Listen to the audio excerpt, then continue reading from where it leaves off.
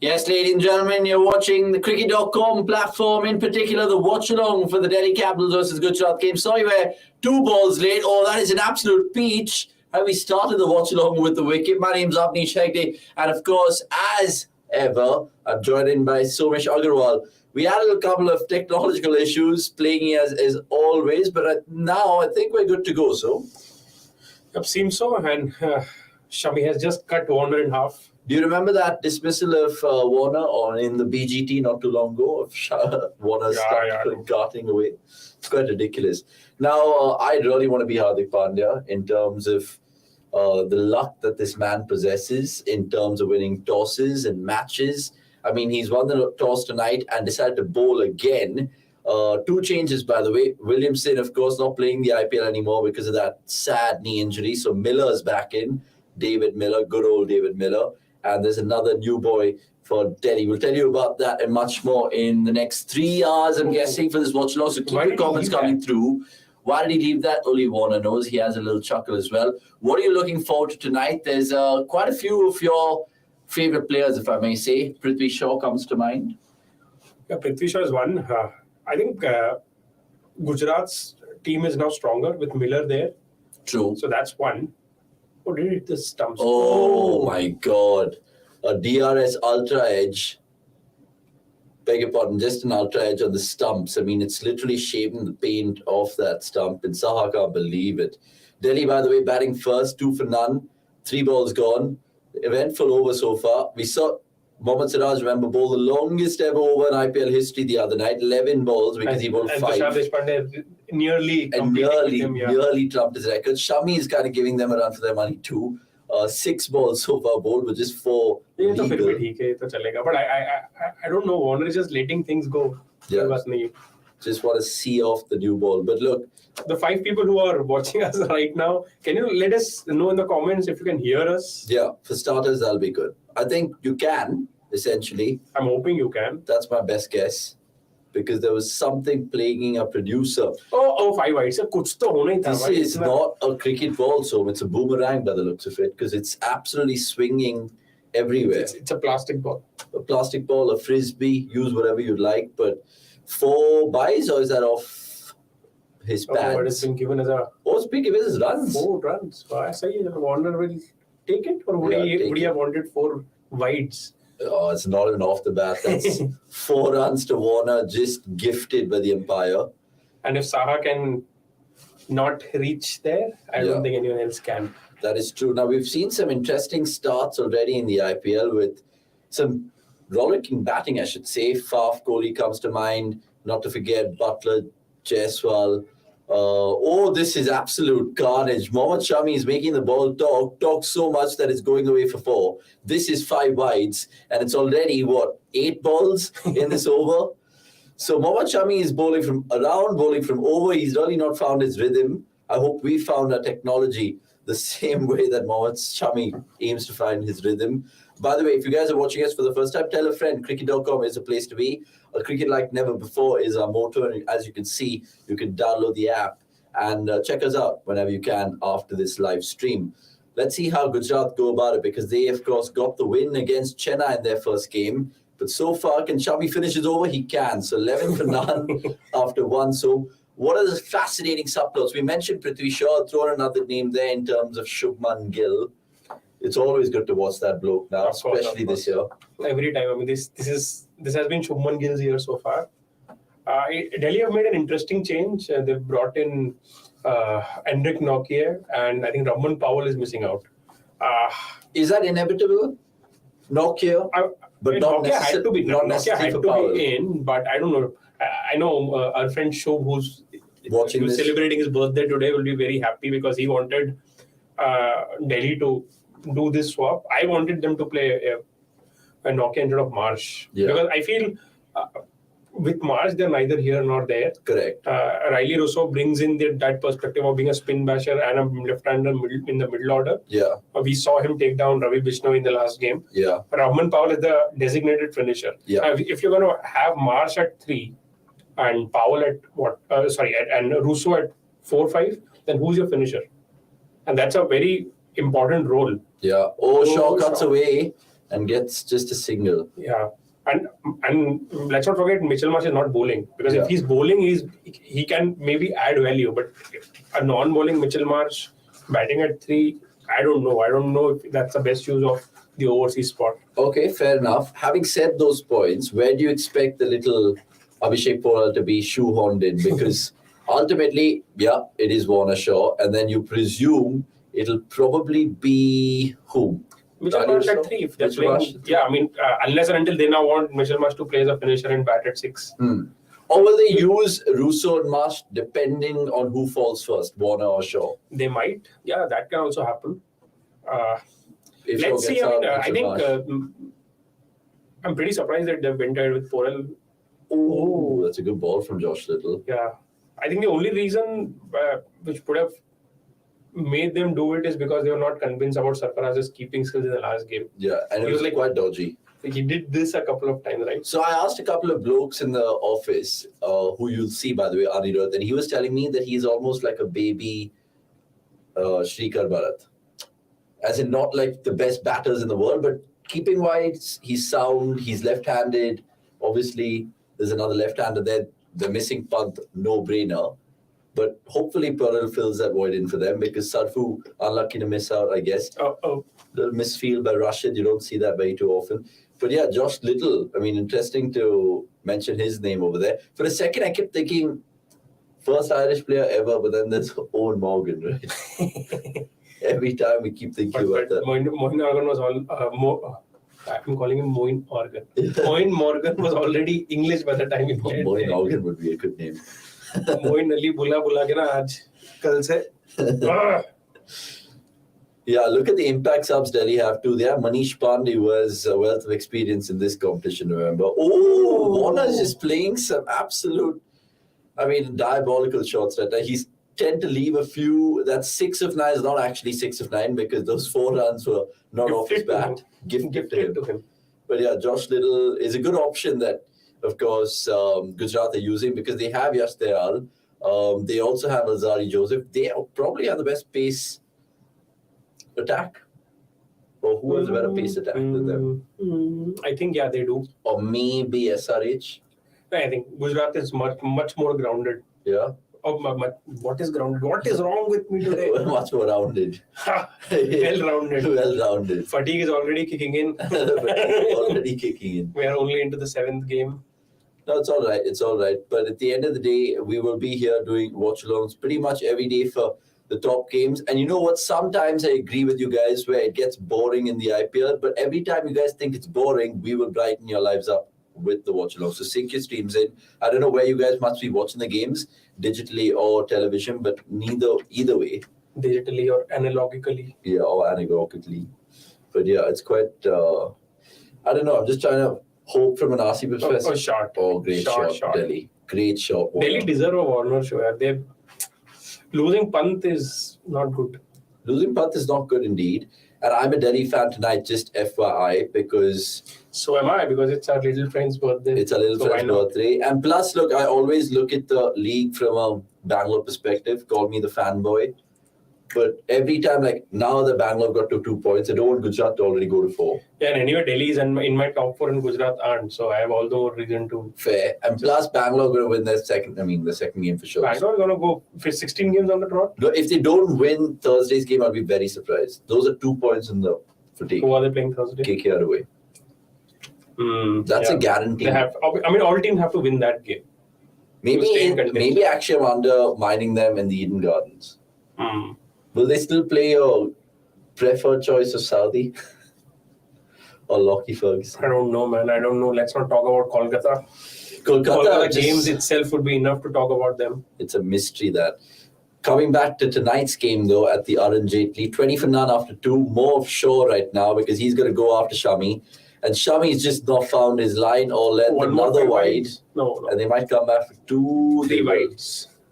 So 2 wides and they'll run 1 more. 3 wides. So essentially, Hardik Pandya is just like, what is happening? Maybe I should replace Shami right now. Because look, Hardik, with all the spaces like we mentioned, Josh Little, Yash Dayal, Alzari Joseph, he likes to bowl with the new ball, so I won't be surprised if Hardik just replaces Shami the next over. But yeah, Littleton Warner was also an interesting over.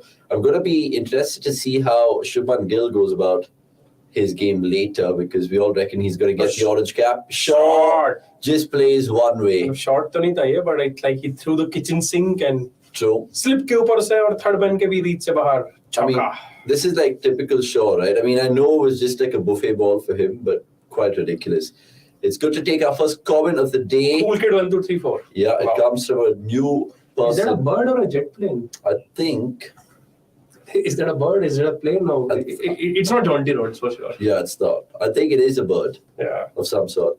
Anyway, he goes on ask, so how do you know when an older player is going through a rough patch and when it is over for their professional career? I think it's over for Warner, to be honest. I mean, all I'm going to say, if we see the likes of, say, I don't know, Manish Pandey and Ajinkya Rahane still being in the T20 competition, I'm saying Warner is way better than them. Warner, I know last time also a very questionable knock, you feel? Because you've gone on to say multiple times on record that Warner is the perfect anchor aggressor. I think last game was a one-off because... But why was he had it already taken 5 wickets around him. What else? I mean, he was just playing there to survive and just to play all the 20 overs, deliver out of that game. Like, before their chase even began. Correct. So last game was an anomaly. I think it's very difficult to answer that question because I felt MS Dhoni, the batter, was finished two seasons ago. Yeah. When I actually placed a bet that he won't be hitting even 5 sixes in that season. He went on to hit 3 or 4. Yeah. I won that bet. But after that, last season and this season, he's already hit like what, 3 sixes, 4 sixes? Yeah. I mean, so, it's quite ridiculous. 3 sixes. I just want you to kind of also answer that little question that these guys have thrown in, right? Cool Kid 1, 2, 3, 4. Because normally with David Warner, how much of a long rope would you give someone like him? Because but he already hit a test done against South Africa like 3 months back. Exactly. Plus the fact that he just brings so much to a T20 team. I mean, like you said rightly, it is an aberration the last time out. See, he's fit. Yeah. That is not a concern. He's not a liability in field. And as a batter, I think he still has the technique and the skill to, see these matches off. He might not give you the kind of a season he had with Sunrisers back in 2016 and all those years. Oh, he's out here. Prithvi Shaw. And again, it's the same old frailties that Prithvi Shaw has. I know he likes to play shots and we admire it when it comes off, but when it doesn't, he just looks like a silly old fool. So, I think this is a slow wicket. Yeah, but he should at least assess the conditions better, right? I mean, it's one way playing this kind of kamikaze cricket, but now, I mean, when he goes by the dressing room, what's he thinking to himself? What will Ponting tell him after that dismissal? Getting trades of sort of. I don't know if that's a good thing or a bad thing, but I'll just take it as a compliment, maybe. So, yeah, I mean, I think with Prithvi Shaw, with every player, the definition of success is different. Now it is up to the coach and the captain to just decide that for a player like Prithvi Shaw, what is the definition of success? Correct. Do you want him to just succeed in 4 out of 14 games? Or do you want him to succeed in 8 out of 14 games? Because if you talk about a Virat Kohli or a Shubman Gill or a David Warner, they are a kind of a player that you would want them to succeed in 8 out of 14 games. Yeah. But I think with Shaw, that figure has to come down to 4 or 5. But even if he's not delivering 4 or 5 winning performances in the season, that is when you should raise your eyebrows that, maybe it's just not working out with him.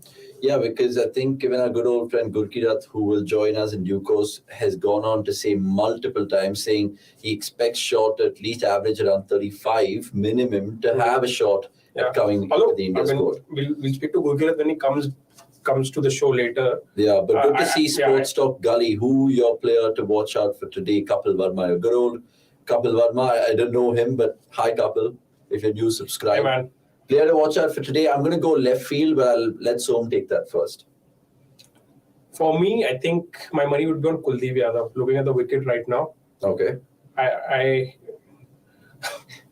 It's just a very selfish motive because I've just predicted him to win the purple cap. So I want him to do well today and I want Delhi to win. So Delhi wouldn't need a contribution from him if they're going to win. Okay. I'm going to go Indian and I'm going to go spinner as well, but I'm going to go Akshar Patel. The reason I say that is because, look, essentially, let's imagine that there was no David Warner as well after Rishabh Pant's injury. The rumor was that Akshar Patel would be the potential stand-in captain for this Delhi Capital side. If that was true, there is responsibility in the lad. I'm guessing Ponting has already kind of laid out the duties he needs to carry out, just being that squad player and experienced guy. So Akshar Patel, the fact that it is a home game for Delhi, that they're going to be playing mostly on these surfaces, let's see what he does with the ball, with the bat. And meanwhile, a superb comeback by Shami after that. A very good comeback. 11-run first over. Will a little continue? I think he will, right? He troubled one a little bit. Maybe Hardik would be saving himself for the next over. Can we keep updating the score as much as possible? We would appreciate that if we can. ये तो सब कुछ ही हो गया भाई. He was not able to short ball, seam in and spin. So basically, Shaw is good only against the bowling machine. Yeah. Honestly, I think it is. I mean, Shaw, he excites me, right? He excites everyone. And sometimes people will even defend him saying it's about the impact that he gives you in the match more than the consistency in the runs that Rahul and Dhawan give you. But, I mean, he just needs to at least string a couple of good scores like Som said. So, Prithvi Shaw fans, we can only sympathize. Back to the action, though. Little, like we said, will continue. And 29 for 1, David Warner is being troubled by the little old Irishman here. It's going to be interesting if he counter-attacks his way out of it because everything is darting in so. And Warner just looks really, like he looks like a rookie on the block. So far, yes. Let's see. I mean, he has hit a couple of good boundaries. Yeah. I mean, a little bit of luck as well involved. Oh, again, he's just trying to gauge how little is kind of going about his lengths over here. All you guys remember Gurkirat and Nick, our friends from Delhi and Mumbai respectively. Is Nick's based out of Mumbai? Yeah. He's based out of Mumbai. The fantasy cricket guru that we all love. And Gurkirat we all know. And Gurkirat, remember, I'm curious to know what he makes of this whole Delhi changes like Som brought up earlier because he's a Delhi fan himself, so he's going to be joining us. And subscribe if you're new to the channel. Will Gujarat win their second game or will they not? We've also put a YouTube poll out prior to the watch-along and there was some fascinating votes coming in, mostly siding with Delhi tonight. I don't know whether it's the home advantage and all of that. But speaking of home advantage, Rajasthan, tomorrow's watch-along, it'll be historic. Why? Because the IPL is going to the Northeast for the first time. They're going to be, of course, Guwahati is going to be playing host to that Rajasthan-Punjab game at the Baraspara Stadium. So that is something to watch out for. Shaw's 5 out of 8 dismissals against pacers have come from back of end deliveries against pacers. वैसे तो 2 बार against pacer की जरूरत नहीं थी, but I think you guys get the gist. You get the gist. 5 out of 8 against pacers. Against pacers. Now, if you guys are watching this on the Hindi television, as we are, they're showing the highlight package of the 3 most dramatic balls of this year's competition. MS Dhoni's comeback at Chepauk. 6 and 1. It was almost that literal old saying in the English game, crash, bang, and wallop. Literally. Was it 6-6 out or was it 6-6 dot? 6-6 out. Walloped. Hey, little ka action dekh. Does he look like a left-handed Nathan Coulter? That's a good shot. Oh, looks like one. I mean, basically, his action. Oh, yeah. Like that very, and then smooth carriage sort of takeaway. I was just going to ask you guys something. It just slipped my mind right now. Will Josh Little bowl a maiden over? We've not seen that many this time around. Have you seen any this time around? Ani, can you let us know in the comments if we've seen a maiden over? Use that black box. I think. Have we seen a maiden over against pacers? Oh, it's a full toss and Warner will just pick up the most streakiest of boundaries. Talk about modern day bats. That's flown off 1 bounce 4. And Delhi will take that because it was an absolutely brilliant over from Josh Little. 33 for 1 after 4. I don't think they're appealing for the no ball here because I think it dipped. So it was below waist height. Surely it is. But again, as the IPL love to do, love to waste time and elongate the game. The umpires are confirming, saying we're not going up. So 33 for 1, 4 overs gone. We'll keep the scores as frequent as it is. And hopefully from the next watch along, we'll have the scores at the back of this TV. So you guys don't have to even worry about watching the game volume and all of that, we'll give you the running commentary plus our insights and banter. That's not about wasted. If it is, then I need to check my eyes. Marginal. Yeah, that's not. That's not. And plus, like, so where do you stand in this, right? No, not at all. Generally, even if, say, you're batting against me in the office, every time you play for an aggressive shot, you're crouched generally. And that takes away the dip in the trajectory. So isn't that already in the favor of the batters? Because every batter, think about it, so is crouching to play that big heave or is on the back foot. Yeah, I mean, so it's pretty simple, right? Whenever they come out to bat, and they are. Oh, how can we forget? Trent Bolt bowled a double wicket maiden. Oh, yeah, my bad. We didn't see that game. We were all prepping for the RCB game, but yeah, good shout out there. I mean, I saw it, so my bad. Apologies, yeah. Yeah, so I mean, see, they've already taken a step ahead in technology by using ball tracking for no balls. What they can also do is just measure the height of every batter. They would already have that data and see कि भाई normal standing position में where is their waist. Yeah, and I think that's actually a good shout because that will iron out a few wrinkles because we heard Bishan and Saurabh Pant before say on these watchalongs that sometimes the batters can be cheeky by wearing their pants too low. So it's an optical illusion for the third umpire. And who knows? Anyway, Shami's bowling 3 in the trot here because maybe Mitch Marsh, good for Marsh. Especially how he got out the last game, right? Against Mark Wood. That first ball. He was just trying to hit it. Trying to play straight up. Hit it in Mirzapur. Yeah, hit it in Mirzapur. But look, he's got 4 and back of the length and just usher through the offside for 4. So, look, Delhi will want these two at least to put on a good stand because I know they have the firepower, Russo, and I know they have the others to come, but Mitch Marsh, like Som said, it's neither here or there. Hopefully, it's from a batting perspective because not too long ago in that ODI series against India, he showed us why he can really bludgeon the bowling. So let's see how it goes. 4.1, 37 for 1. Keep your comments coming through. Subscribe if you're new. And bowl him! He goes. I put the mockers on it, haven't I? I mean, again, nothing short. Forget being a nothing player. Nothing short. If you're watching this, Shubh, I told you so. Yeah, we told you so. Ye Marsh, bhai, you know how he'd be like, Are chal, bhai. That's what he'd be going at. I mean, they're not even letting Shubh have a good birthday. What a bad franchise, Delhi Capitals. Come on. He's one of your most avid fans. But jokes apart, I just don't want this season to be like 7 teams and Delhi, Mumbai, Kolkata, all just, people are just brushing them aside. Oh, that's true. Like, basically, they're just making up the numbers. Fillers. Yeah, just making up the numbers. It was like one of those questions I think I asked Brian Lara when he was an expert 2 years ago. And Rajasthan were having a woeful season. They were plagued by injuries. And I said, Brian, the IPL is an 8-team tournament, but what are the chances of Rajasthan finishing 9th? And he was like, oh, chuckling away. Vasan Narayan, our good old friend, good to see you, my friend. Rules for over 8 need to be more strict, he goes to say so. And fines along with the match suspension should be escalated so that times don't drag. Sometimes stick forces teams to speed up play. But he said it I think yesterday. We were here in 1888, during IPL season of 1888, and we were discussing this exact same point. And 120 years later, nothing has even moved an inch. Nothing will ever will. And plus, Som made a good point yesterday. As crass as it may be, it's true. The teams don't give a shit. The franchise are willing to pay that match fees. Yeah. I mean, so what, right? If they delay the... See, the point is, if anyone was interested in making that change, they would have done it already. Exactly. Because this is a rule across international cricket now that you have to finish it in time, otherwise you'll lose a fielder. Yeah.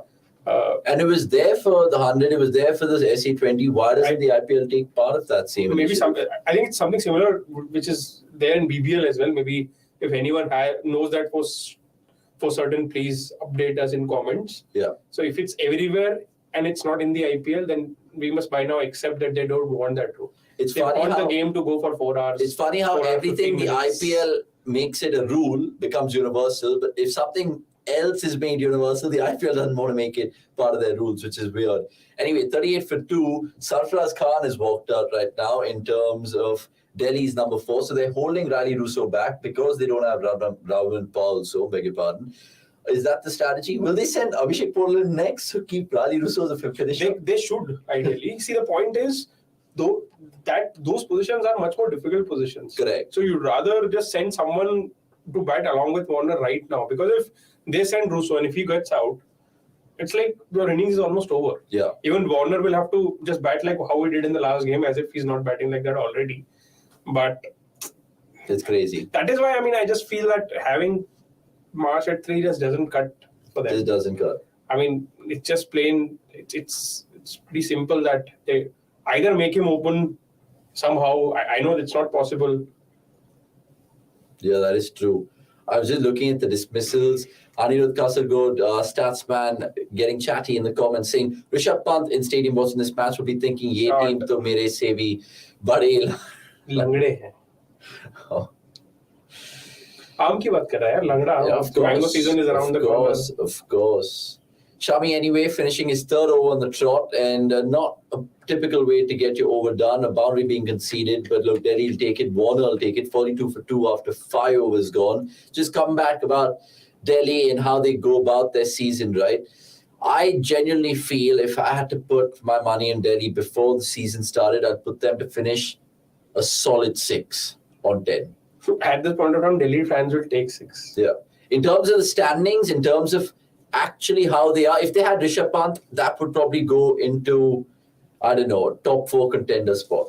Because Pant is a huge It balances a lot of things out for them. Lefty, wicketkeeper, aggressor, what else? Boycotter. Team caller. Aja.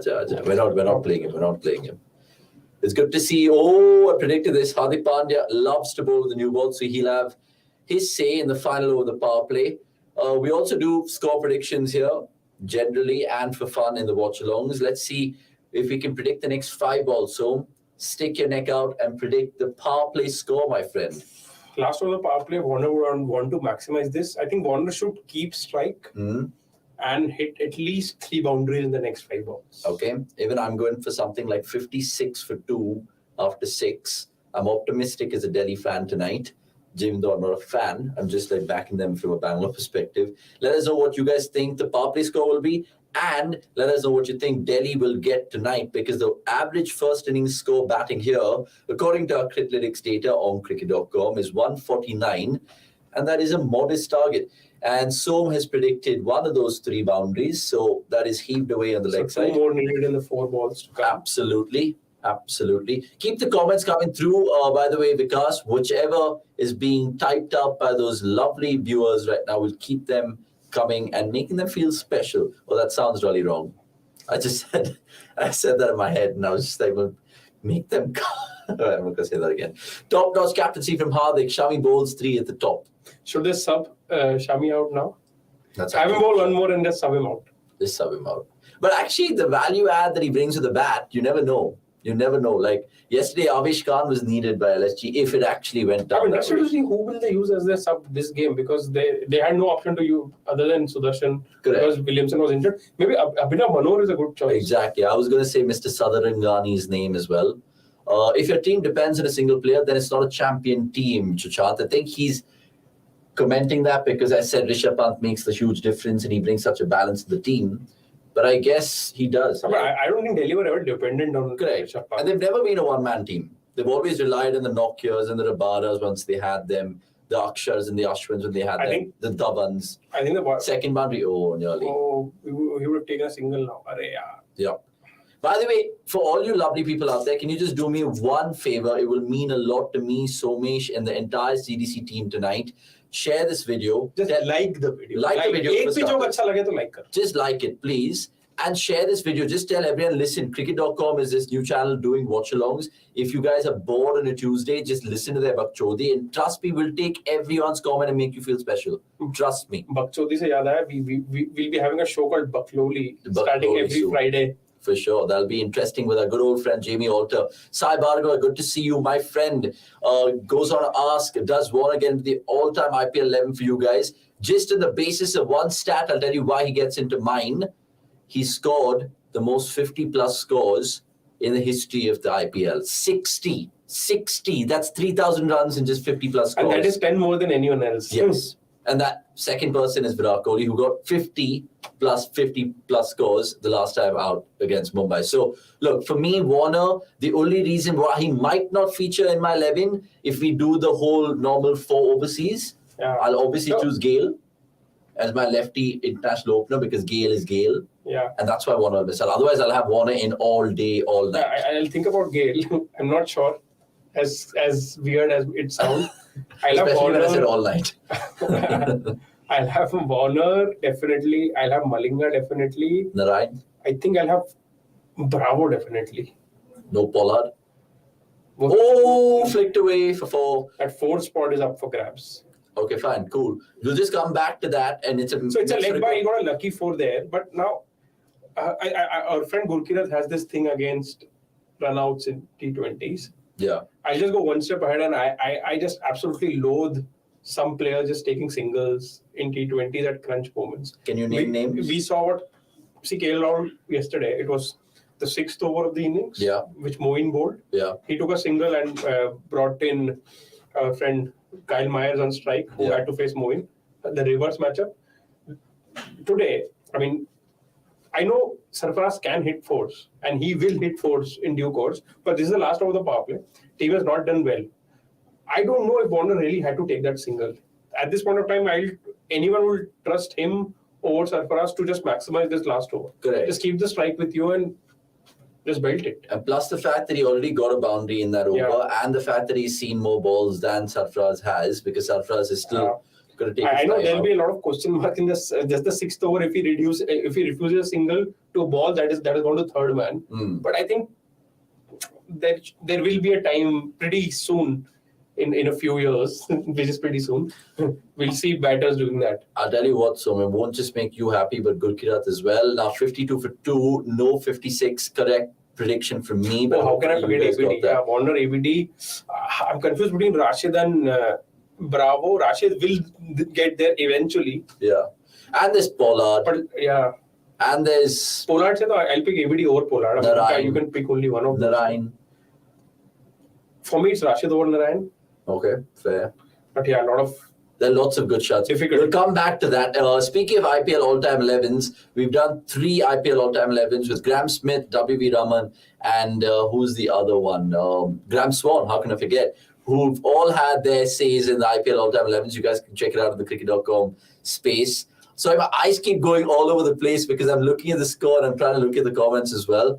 But Alzari Joseph into the attack now. So is it just going to be short stuff, man?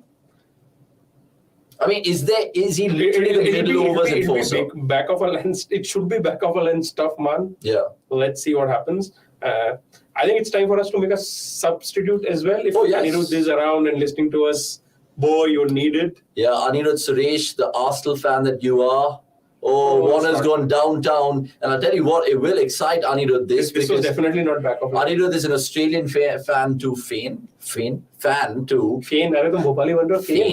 man, yeah, Fane. Australian fan too. So it'll be interesting to get his thoughts on Warner, who he said is washed in tests. So maybe, I don't know, if Warner takes the Duplessis route and just plays T20 cricket world over for the next 5 years, makes reels, gets money, takes cruises and sips mojitos for a living, only time will tell. But Anirudh Suresh, another warning to you. You are needed in the Watchalong live, my friend. And here we go. We have, of course, summoned him. And he's being summoned. Better late than 57 to 2, 6.3. So, thanks for your time. You will be back in the 10th over, I'm guessing. Maybe the 11th. Maybe the 11th. Yeah, take till the 12th. No, it's fine. And then I will probably get myself subbed out then. We'll make a quick substitution right now on this cricket.com live stream. Delhi versus Gujarat. Boy, it's kind of bubbling up nicely. And a man who's making his IPL watch-along debut. He's made a lot of other formats for this cricket.com. But welcome aboard, Anirudh, with the David Warner boundary. How is the game going? How is the setup? Are you looking comfortable? Yeah, I'm just seeing if the lighting is good and all that. It is good. You kind of fit in perfectly with that red. Excited to debut in the new studio. That is true. Finally. I mean, I did debut in a recorded video previously. This is a live debut. Correct. So. And speaking of that recorded debut, it's a fun video to watch, the IPL 2023 predictions. And my orange cap pick is batting as we speak. Correct. David Unfortunately, he's start padding right now. I wouldn't say that. I want to ask you about Warner. And of course, we will introduce Nix as well right now to proceedings on the CDC Watchalong. But before I get to Nix, good to see you, my friend. Love it how everyone's wearing red as well. Lots of red in the screen. It is a CDC brand color after all. Anirudh, what have you made of the last 41 balls? And more specifically, we've seen how Warner had to employ this role in the previous game against Lucknow because Wood was just going through Delhi's team then. But today, how do you describe his knock, my friend? I mean, he's been struggling. So I was looking up some numbers. So he even struggled a lot in the BBL in the 5-6 matches he played in the power play. I mean, the whole narrative was like how Warner was going to light up BBL, returning to the BBL after a decade or whatever. And then you saw him just struggle for Sydney Thunder while other guys like Ollie Davis were just smashing everything. So this year in the power play, he's striking at around 112-13 so far. And that's his second worst year ever in any... but can you tell us why? Is he batting with a more aggressive partner at the other end in these teams? Is he just wanting to see more sighters? What is it? Look, I mean, I think he opens with Alex Hales. Correct. Sydney, if I'm not wrong. But let's not talk about the BBL because it's a completely different tournament. Although they do have a lot of good new ball bowlers. But I don't know. He's just been struggling. This reminds me a lot of the Warner of the last couple of years at SRH, where he was just like not able to get off to quick starts, and then he found himself kind of cornered. And the worst thing is that he neither gets out nor goes big. It's just he's stuck in a KL-esque, Correct. It's almost like being one of those old cars, like say a Corolla, right, where you can't go to 4K as easily and as smoothly. Nix, what do you make of David Warner? Because he might be part of a lot of fantasy teams, and understandably so, because ultimately that currency in runs, he gives you that. But not at the Warner brisk pace that we all know of. Can you put a reason to why? Or is it just because now he's captain again, he needs to be the responsible one in that batting lineup?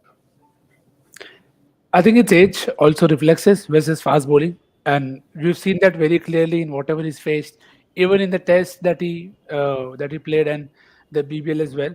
See, it's a very weird thing that he's working out a score in IPL but did not work in BBL because he had to show more intent in BBL. Here, he has been allowed, or he's chosen his way to play this way because he knows there are enough attacking options other end. And also, he has some luck with the stumps. The ball keep hitting the stumps and the bails don't fall for him. Happened today again. So, again, see, it's very easier. See, it's something we discussed with KL as well. It's an option that you take sometimes by choice and sometimes it's by force. With Warner, I think it is less choice and more force. So it's not something that Warner is not doing his best. This is the best that he can offer. And just maybe, given the lineup that DC has, this role probably suits him better. That you go after the bad ball, but hang in there. Just stay in there for the first 6-7 overs, even more so with the absence of Rishabh. Because then what that does is, see, they are 7.3 and 65 for 2. He gets till the 10th over mark, gives them to 80-90. They still have a score to do something with it. What I don't agree with is playing Russo over Robin Powell. But again, that is, there are so many calls that you don't agree with Papa Ponting. It's okay. And it makes you think if he can adopt, like, dare I say, a Kohli role, who kind of sometimes wants to bat the 20B there. And if he's there, inevitably RCB get a big score. Can Warner kind of take up the same mode? Because we know what he can do in the depth when he needs to cash in. I mean, I don't think it's a question of can anymore. I think he should, because you can't start this slowly in a very inexperienced / I would even say a weak batting lineup like Delhi, especially when Shaw and Marsh are both not firing. It becomes a very, very average batting lineup. Yeah. Sarfraz, again, he's been in the IPL for 7-8 years, but he's never ever found that sweet rhythm where he just has a breakthrough. So that's not happened. So Warner, now he has to score 80, 90, 75 at least of whatever balls, and then ensure that Delhi go to 170, 180. But again, will it be enough? We saw CSK score very big. I mean, probably 177, 180, whatever it was on the first day on a much more difficult track. Yeah. And GT kind of chase it down with ease. Correct. In different conditions. Tonight it's Kotla, and 149 is generally the average over here. Sai Barber going on to say, do you think DC having Manish Pandey 2 down might give them some edge as he can stabilize innings and rotate strikes? Sarfraz and others can just slog later. It makes you think just about this batting lineup that DC has, right? Anirudh, Nicks. If you guys were Ponting and Dada respectively, how would you optimize this batting lineup? I mean, we were having this similar conversation with Lucknow yesterday, but right now they have all the pieces in the puzzle. We know it's an underfiring show given the evidence of the last 2 matches. Warner pulls for 167 for 2, by the way, 8 overs gone. They have someone like Manish Pandey who has a wealth of experience on the bench. They have people like Riley Rousseau, Rahman Pahal's not playing. So given all these names, what would you like them to do with their batting lineup? Actually, first of all, I think they're missing an Indian finisher big time. Agreed. So I think that's hurting them. And even if Pant was fit, I don't think that would have made a big difference, because at the end of the day, Pant is not a finisher in T20 cricket. And like Delhi have had Pant struggle for a while now. Even though on the surface his numbers look great in 2022, strike rate close to 145, average 35 plus or whatever, he didn't still create the impact that you expect a peak Pant to create. So they missed an Indian finisher. So very unpopular, but I think they just have to find a way to bat Riley Rousseau in the top 4. I don't think delaying him. But are they delaying him today because there's no power? Yeah, that's what I'm saying, right? Yeah. So front load your batting. Just have Rousseau at 4. If it clicks, it clicks. If it doesn't, it doesn't. Because see, again, Sarfraz has played 15 balls and he scored 10, 11 runs or whatever right now. Correct. And you're then looking at a situation where the spinners are bowled out, and then you're not giving Rousseau any time to settle, and he has to go big from the get-go. And it's a waste of Rousseau's ability, just like how LSG are using Pooran as a waste of Pooran's ability. I know, and you make a fascinating point, but this is where I want to get Nicks in, right? Because Nicks has the different belief where sometimes, and I agree with him as well, where invariably you're giving the Indian youngster all the heavy lifting to do once you put your best batters up, and i.e. your foreigner batsmen, right? So Nicks come in here because how did Delhi go about it? I mean, it's tempting to do what Anirudh suggests, put Warner, Shaw, Rousseau, maybe Powell if he plays. And Marsh. Four. No, Powell. Not Powell, Marsh and Rousseau with Warner and Shaw.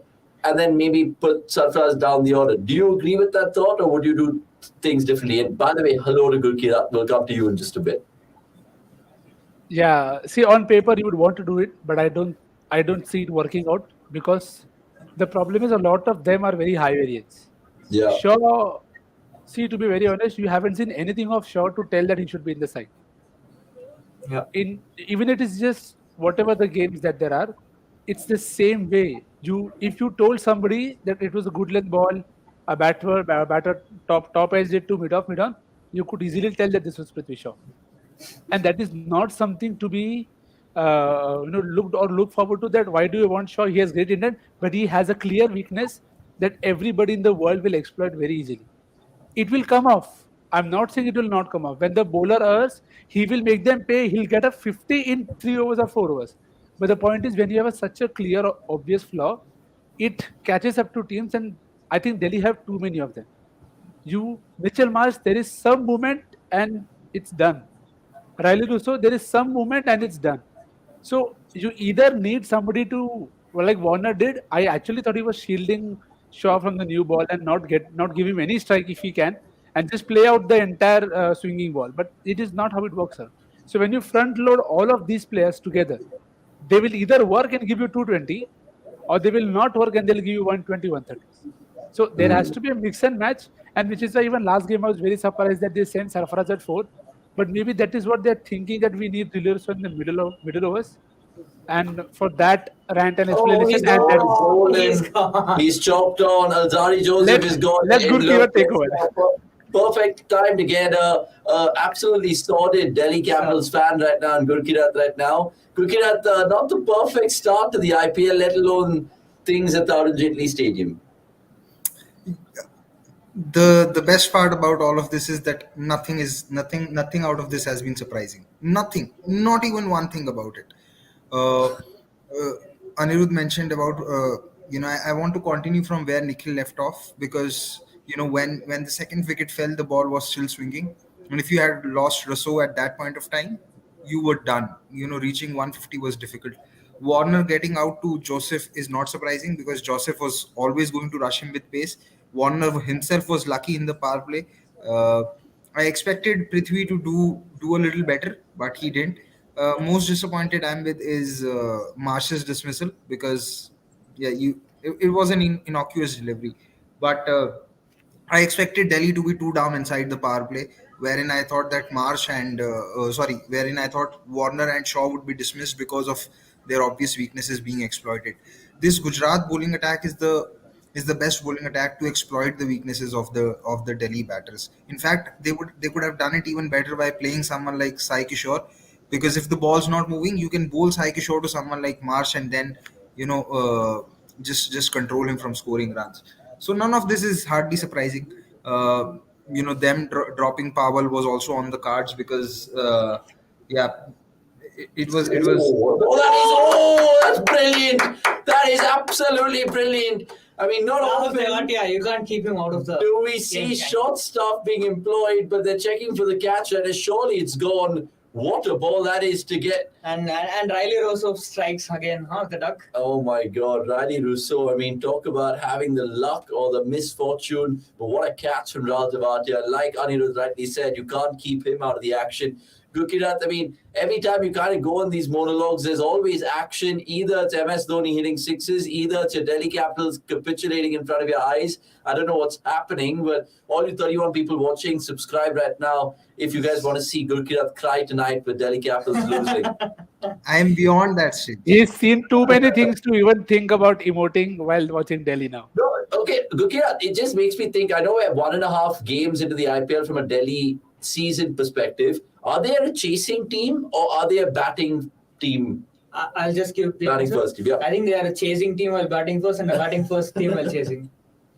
I mean, because against LS the other day, they looked like a fish out of water. It's a clean catch. Yeah, Gurkirat.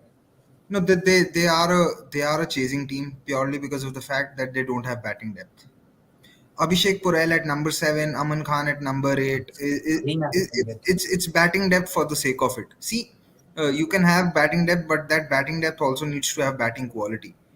Abhishek Purell is just 20 years old, who's played 1 innings in List A cricket, 3 innings in T20, and he averages 30 in first class cricket. And he's 20 years old. Even if he fails, there's no point in going after him. So my point is, you can't really expect him to do a lot at number 7. Aman Khan is another bits and pieces kind of a batter at number 8. And outside of that, you have Akshar and Sarfaraz.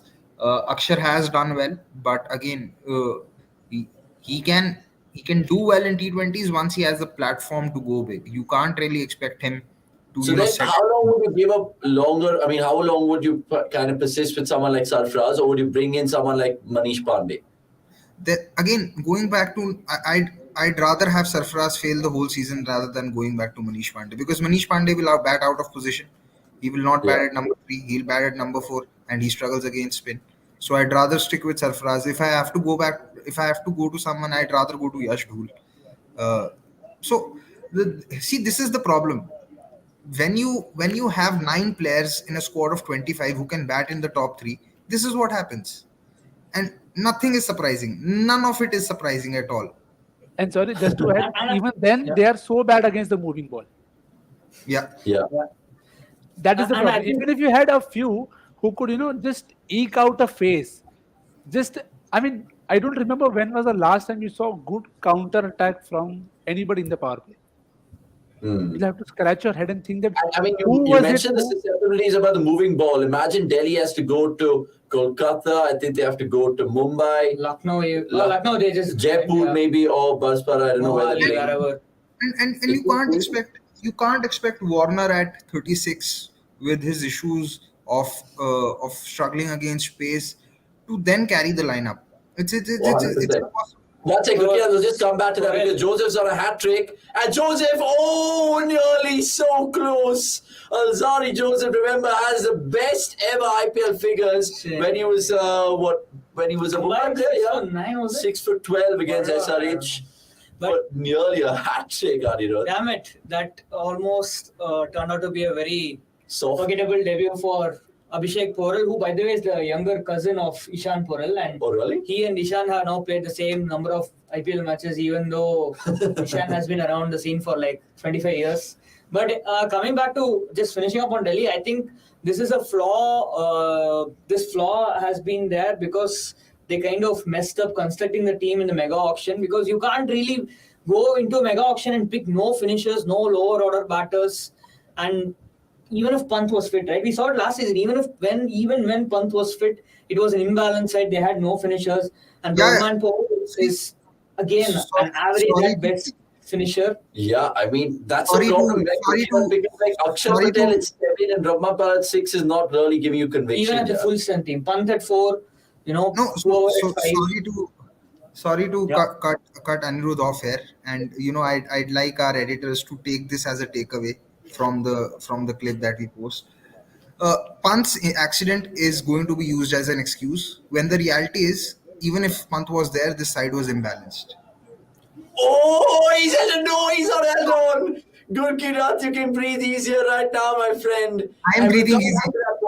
You will come back to that great point that you mentioned, because that's an absolutely splendid point that you mentioned. The Delhi fans can rely on that whole Pant accident as an excuse, but a life over there. What an over from Azhar. Brilliant. What a bowler he's turned out to be in T20. Brilliant. I was just telling Som the fact that are we going to expect some short stuff, man, and all of that, literally delivered in that over. Brilliant.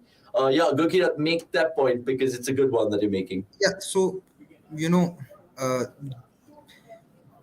Delhi fans and management might take solace in the fact by using the excuse that Pant had that unfortunate accident and you have to replace 3 players in one. But the reality is, even if Pant was there were obvious holes in the batting lineup. You knew that Pant has been struggling at number 4 also for India because of his lack of shots on the offside. Rahman Pawal at 5 doesn't really play spin well. And then you had Akshar Patel at 6.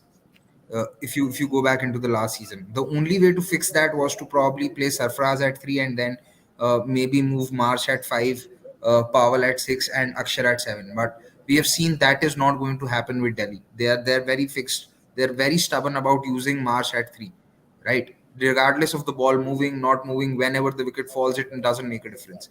So the imbalance was there even in the last auction.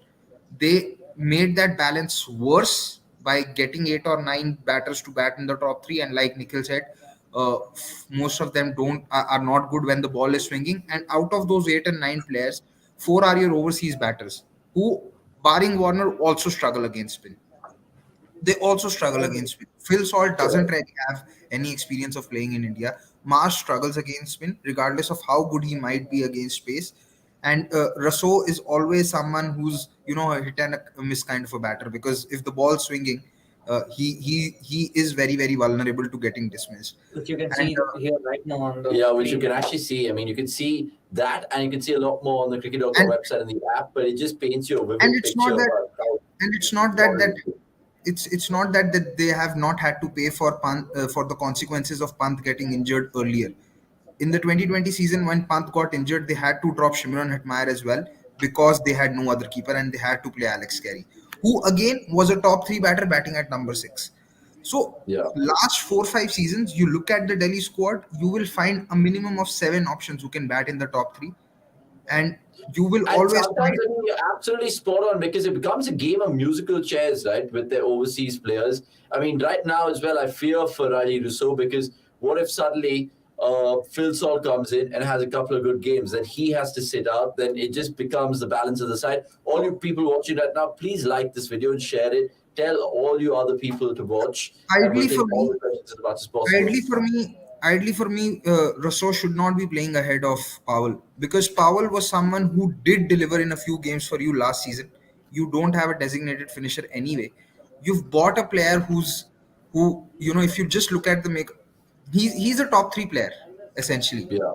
If your top 3 is not changing, how are you fitting in another player? I mean, if you really wanted a left-hander to take on spin bowling, there's Akshar Patel you can promote. So, I mean, I would like to add to this, and they still had an auction in December where they could have at least gone ahead and bought one finisher, at least one finisher. Lasun Shanaka was available for like whatever David peanuts. Wiese was available. David Visa was available. I mean, I think KKR bought him. Sorry, if I'm but they are wrong. not from Australia. Sorry, but they are not from Australia. Yeah, but again, it's a very questionable move to buy Riley Rosso in the first place because they didn't need another overseas batter who could bat in the top four, who could exclusively bat in the top four. Okay, maybe now they can try batting. And again, Phil Salt, for that matter, I mean, there was absolutely no reason for Delhi to buy Phil Salt. When they know that they have And they topped it up. March, Warner, Shaw, it's quite ridiculous. And they topped it up by... Looking at coming up this with Vipul Anand saying, do you feel it was short-sightedness of DC's management that they don't have any replacement for Rishabh Pant and invested so much on one person that they're unable to form a balanced playing 11? And I'll throw in another fact for all Delhi Capital fans watching this, right? If it makes sense, doesn't make sense, take it with a pinch of salt. Since IPL 2019, who has registered the most wins in the last 4 years? It's Delhi. So make whatever you want to make of that. Gurkirat? See, you can... T20 is a format where ends really don't justify. It's a fickle format. You really can't say because they've had more wins. Player from forever. True. Ends really don't justify the means because in T20, despite not having the right balance, 2-3 players performing can carry the team, right? So that is there. It's not that Delhi always had balance. Delhi have always struggled with balance. It's just that individual performances have been so good that those issues have been covered. And at the right time, those issues have also been exposed. The 2021 season is the best example of it. You can steamroll oppositions on the basis of individual performances and not having a finisher, but when the playoffs came, the lack of a finisher and not being tactically spot on cost you. So it's not something that, like I said, none of this surprises me. None of this surprises you, and I completely get those thoughts. I sympathize with a lot of Delhi Capitals fans because, look, it's another new season, but it's the same old bloody story for them. They've never won the IPL. They've changed their franchise name from Delhi Daredevils to Capitals, and nothing's worked. At least from an RCB fan, I know we haven't won the title, but at least there's signs. Gurkirat, when are you guys going to win the IPL? Tell me that. Not this year. We're not. Honestly, Bangalore are on the process. Honestly, we're not winning the IPL as long as there's only one voice in the room making decisions. You can have that Ponting or is it Dada? No, I think it's Ponting, and you have 3 assistant coaches, but those assistant coaches then go and say, oh, our idea was to bowl off spin to Nitish Rana, and those while those assistant coaches are there, you play Mandeep Singh ahead of Sarfaraz in the last season. So you can have as many assistant coaches as possible, but if there is no tactical nous there, then it doesn't make a difference. And tactics sometimes maybe like too many cooks are spoiling the broth because there's Daddy Dada, there's Papa Ponting, like Nick puts it. No, Ganguly wasn't. I think it's unfair to put it on Ganguly because Ganguly wasn't there in the last 2 seasons, or probably even. Okay, fine. Maybe agreed. But there's still Shane Watson, there's Vijay Dayal, I think they are Ajit Agarkar, they are James Hopes. Yeah, that's what I'm saying. That's what I'm saying. That's his franchise cricket in a nutshell. Like they have like 35 support staff for every team, and you got this T10 leagues. Like you have. They're showing some of them now. It's Warner and Watson. Watson, Ganguly, Ponting. I mean, it's a wealth of experience. By the way, 1 second before we continue with all our chat. Must say this. Download the cricket.com app. As you guys can see behind me, we're showing up all the reasons why the app is really good. Not this, but generally. And Avnish, I would also like to talk about Gujarat Titans so far. Like, let's give them the credit 100% they deserve. And I was about to say that they remind me of like Diego Simeone's Atletico Madrid. That is the peak Diego Simeone, where like. They just find a way to get results, right? That's what. It doesn't matter if they have the most talented players in the 11. It doesn't matter if that they don't have really a flashy style of play or whatever, but they'll just get the results out. You can't even point that, okay, this is the one factor why they are winning. It's just that. And it's a great point that you bring up, and of course, rightly so that we talk about Gujarat in equal measure like we talk about Delhi. With Gujarat, ever since that first auction last year, right, everyone wrote Gujarat off before even a ball was bowled in IPL 2022. I'm not even joking. Yep. Yeah, Everyone me did. included. We all did. I All did. did on the platform. We did. We thought that LSG was going to win the IPL because of the business they did. By the way, hold on to your horses. Oh, a stunning grab, but he goes over for 6. That's the best 6. You can get best drop, or that's not a drop. It's not a drop, it's a catch, but he's gone over the boundary with the ball. So the best non-catch of all time. Unfortunately for Gujarat, that is 6. The best illegal catch of all time. But I mean, Abhishek Porel might be looking at it and be like, "What?" Sorry, Gurkirat, yeah, you want to say something? I think caught when the World Cup against Steve Smith, if I remember. Yeah, I agree. 4 years ago. But he won. He took that cleanly, Cottrell. Okay, this is what Williamson was trying to do. Correct. 2 days ago. Yeah, go on, Gurkirat. When Anirudh was talking about getting Rousseau and Salt, concussion sub. Concussion sub if there ever was. This is but not. sub करके लाओगे किसको? I don't know, but you guys got to. I mean, the way Patrick Farhat is running onto the pitch, you know it's serious. Nasty. And yeah, you can see he is Ishan Parul's cousin, the French. This thing, goatee is there. That is just true. like his. I mean, Anil, this looks. Oh, that looks bad. Yeah, that's bam straight in terms of Mate Pedal. Like, you remember Kohli telling Ishant Sharma in one of the matches saying, Mate Pedal, this is what they mean by that. Literally forehead first. I mean, I don't think Aljari Joseph was really typically proud of the fact that Abhishek Porel rocked on the back foot to cut him away for 6. So he just said, you know what, man, smell the leather.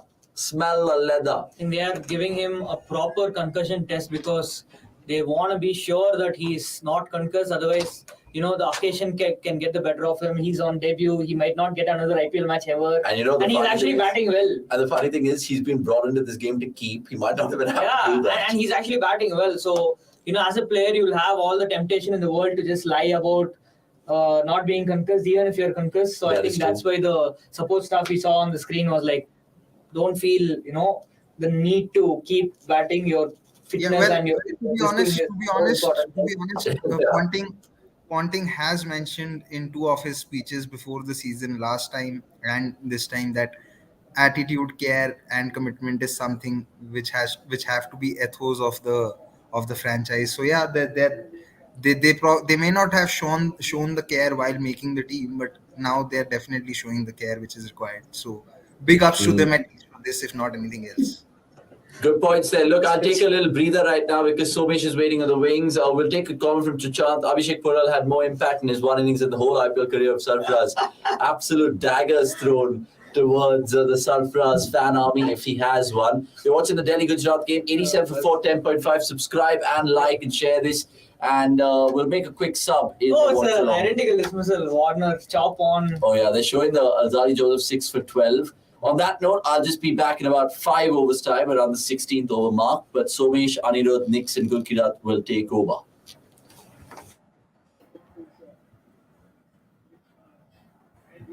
Wow. The one time Gurkirat is not saying anything about Delhi. The rare last 5 seconds where Gurkirat was not saying anything about Delhi. But yeah, I think Porel is all set to carry on. I think he's batting on. Yeah, I think just to add to your point, Anirudh, I do feel there is a lot of room for Gujarat to be tested. They have won ample amount of tosses and they've chased a lot.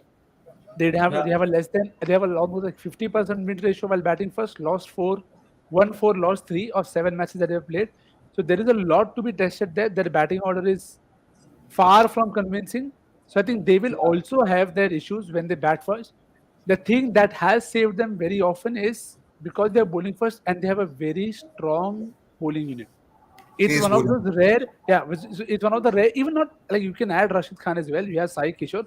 I think it's one of the most well-rounded bowling unit that there is right now in this system. So which is why they have an answer for it. I mean, so far, yes, Dayal hasn't even been used well. And still they can, rest him up and rotate as well. And they have enough options as well in the bank. You have Darshan Alkhande, who's someone that I'm looking forward to see him getting chances. So I think there will be moments where Gujarat will be tested. So far, Hardik hasn't had a wicket as well. So there are stuff that I feel where Gujarat will be tested. But See, bowling first, I'll not read too much into them because I feel, with all due respect, it is the easiest thing to do right now. Win the toss in good bowling friendly conditions, bowl, keep the opposition down. Yeah. If the day you start doing better in these conditions while batting first and you get wins, I think that day the side also grows a lot more, and then you are far more, in a better shape to take on those knockouts better. I feel, irrespective of the toss. But okay, has he hold or no? And there have been occasions like a crucial final where the opposition captain, even though they won the toss, they just gave them the opportunity to chase.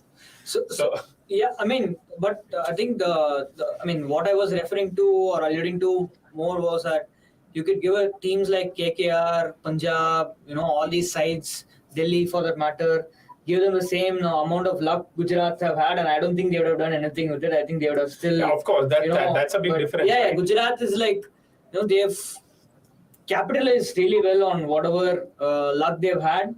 And they're a very efficient side, as in they know what their strength is. Yeah, and that's they play true. to their That's strengths. true, And I think that is the fundamental thing about in any sport, right? You just need to realize what your strength is and play to your strengths. And I don't think many sides in this IPL also know what their strength is. And even I look at Delhi, I look at Punjab. I think I even look at Lucknow. I don't know if they actually know if batting or bowling is their strength, although it does look like bowling should be their strength. But I'm not sure if they actually know Lucknow. I think Lucknow this season at least they have to rely a lot on their batting. Yeah, but yeah, I mean, so fair play.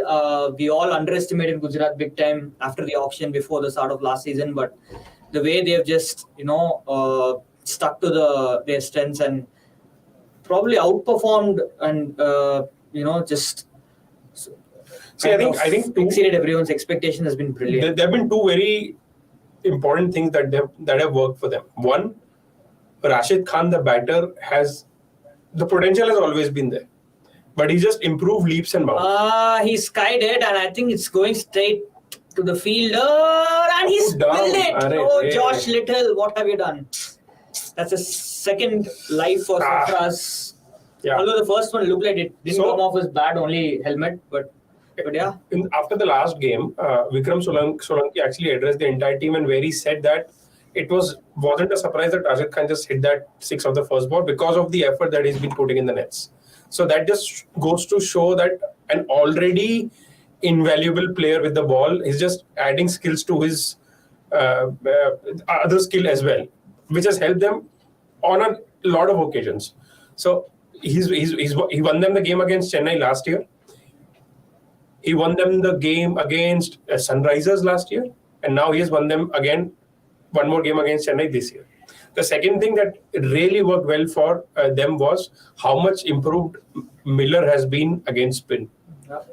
So no one would have foreseen that, and then of course there comes the point of utilization of Saha, how he's been timing his dismissals. He's been back to do that role.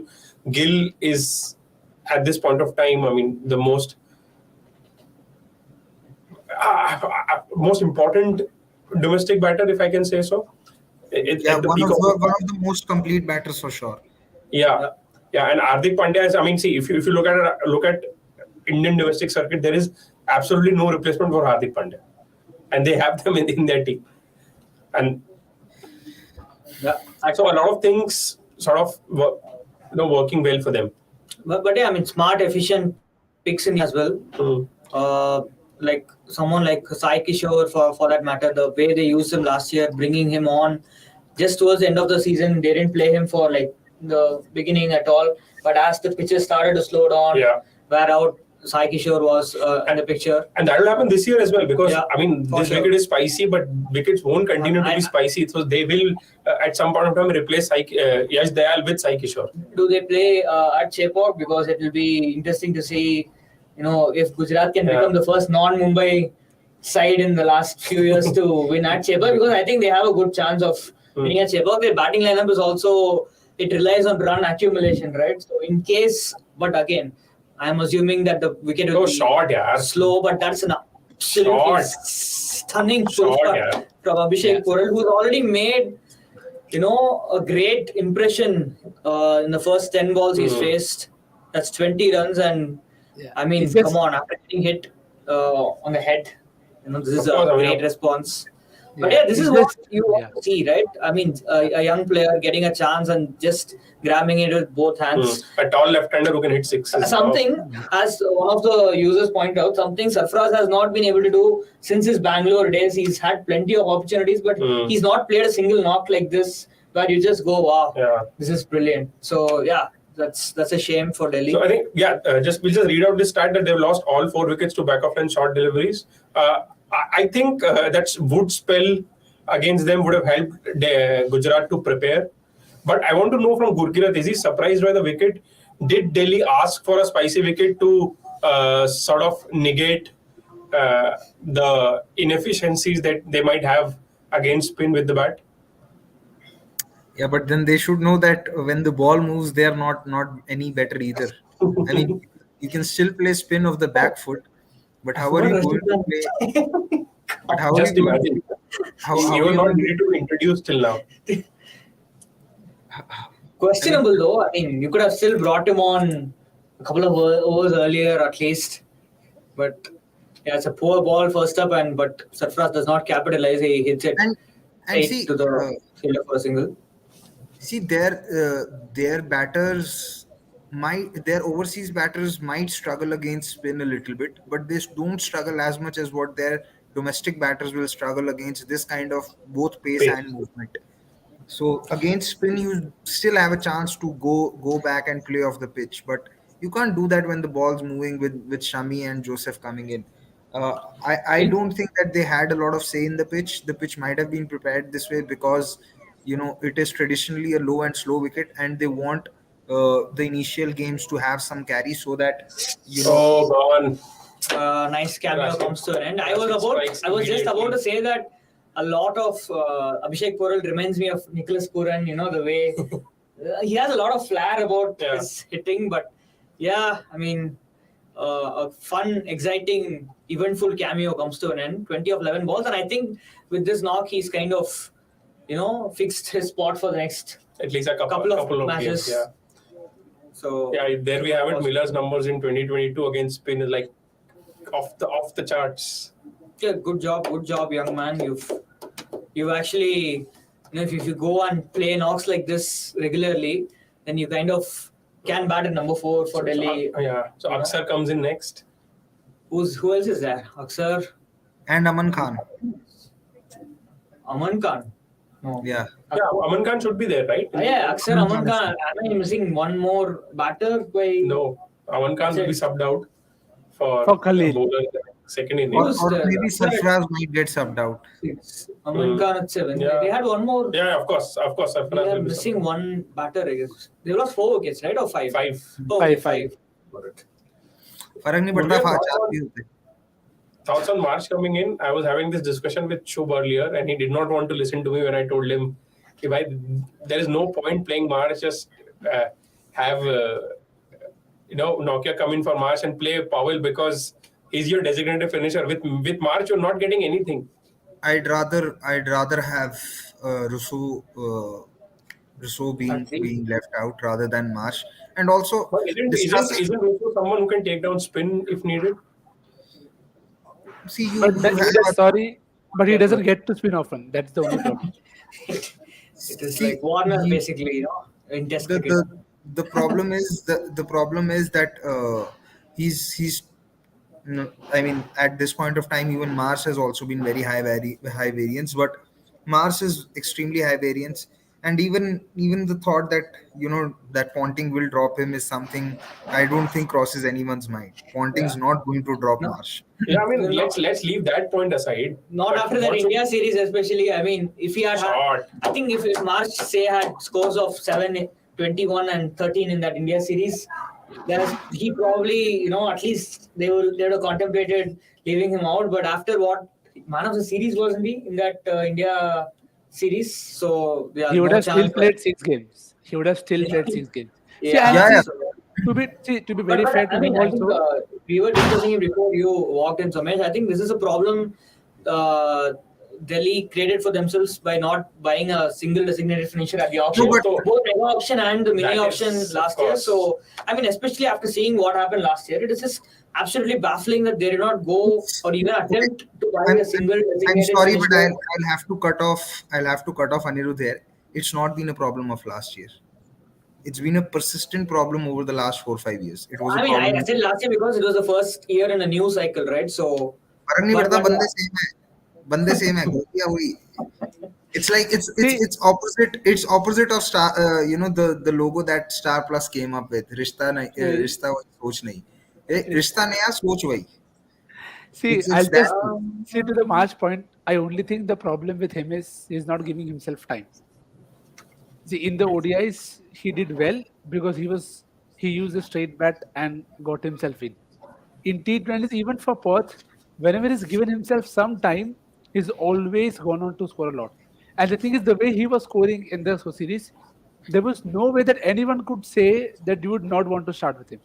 Yeah. The only problem is you are so experienced that when the ball is doing a bit, you expect somebody like him to show the grit that let me hang in there. See, to me, this dismissal was still okay. The dismissal to Mark Wood was even more horrific. That, how do you play that expansive first ball?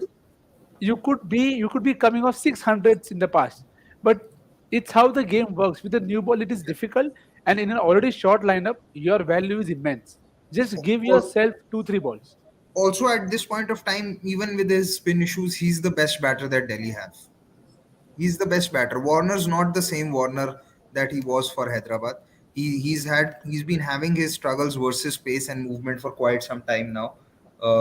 So he's Delhi's best batter. I had said this. I mean, I was discussing this with Shub and a few other people. I said, and I said, I think I said it even when we were discussing this with Dan, that if Marsh doesn't get a 500-run season, Delhi are not making the top four, and I still stand by that. Without Marsh having a 500-run season, Delhi are not going anywhere. yeah.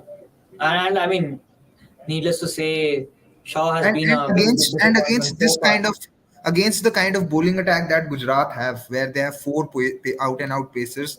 The moment Marsh was gone, I was like, this game is done, because I don't expect Warner now to, hit against the likes of Alzari, little Yash Dayal. He's not the same batter. So And, once Marsh was gone, I was like, this game is done for Delhi. and especially Delhi just can't keep affording to lose both Shaw and Marsh in the span of 2-3 overs Yeah. like they have been in the first two matches of the season. And it's just once you lose both Shaw and Marsh in a lineup that only bats till number 4, essentially you're like that's your half your batting lineup done. And on the other side is not even peak Warner. Maybe peak Warner could have done something, but this is a Warner that's clearly struggling. And it's not even last year's Warner. Last year's Warner was actually doing pretty well, and he's had his struggles since. So yeah, it's not looking good Last for year, Delhi last at year all. Warner also came in late. I think he came Yeah. 3 matches, in the Yeah. fourth game, and And he exceeded expectations because I think I remember that game against Bangalore. They just chased Yeah. with 10 wickets. that was against Punjab. Oh, what was against I Punjab? watched it live. So I Every remember like it. one-sided win, I just assume it's against Bangalore. I watched it live. So no, but against good bowling lineups, Warner struggled in last IPL as well. He did not score against Lucknow twice in last time around. yeah, but I mean, what I was saying is that after his last couple of seasons at SRH, we thought it was like a terminal decline, but he kind of bounced back last year. So there was still hope. And but yeah, I mean, like what we're talking about earlier today, his BBL form was also very questionable. His test form also, despite the double century, very questionable. So Yeah. yeah. I think after watching this game, one side will be very disappointed and and their fans can just gather in a balcony and shout, that is Kolkata. हमको बोलते हो हम high pace नहीं खेल पाते, हमको बोलते हो हम हाई पेस नहीं खेल पाते, दिल्ली वालों को देखो. No, the problem here is movement. In a row where they've played a high pace, even worse than what Kolkata will play. I'm pretty sure. No, the problem here is movement. It's not as much about pace. I don't completely agree with it. It is a high pace. I mean, even in the last game, Markwood, it was basically about them not being undercooked against such kind of high pace. It's like they don't even came with a mindset of facing this high pace. Probably I mean, they if you didn't look at expect lower it. cricket, most of them are from back of line balls. Movement has hardly going to do anything with that. I mean, and let's not forget, Sarfaraz has been lucky to just still be there at the crease. Couple of drops.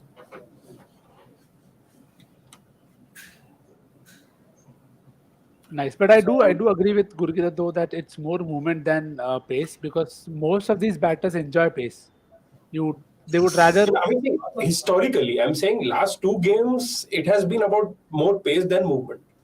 No, I but you feel see, I feel movement has led to them being behind, and then the back of lane ball has got them off the quicker pace, because the ball that you saw to Russo as well, he was looking to come forward, but it was short and he had to just leap, fend, and then he got the edge. So, well, again, most of them have got out even before you can judge them.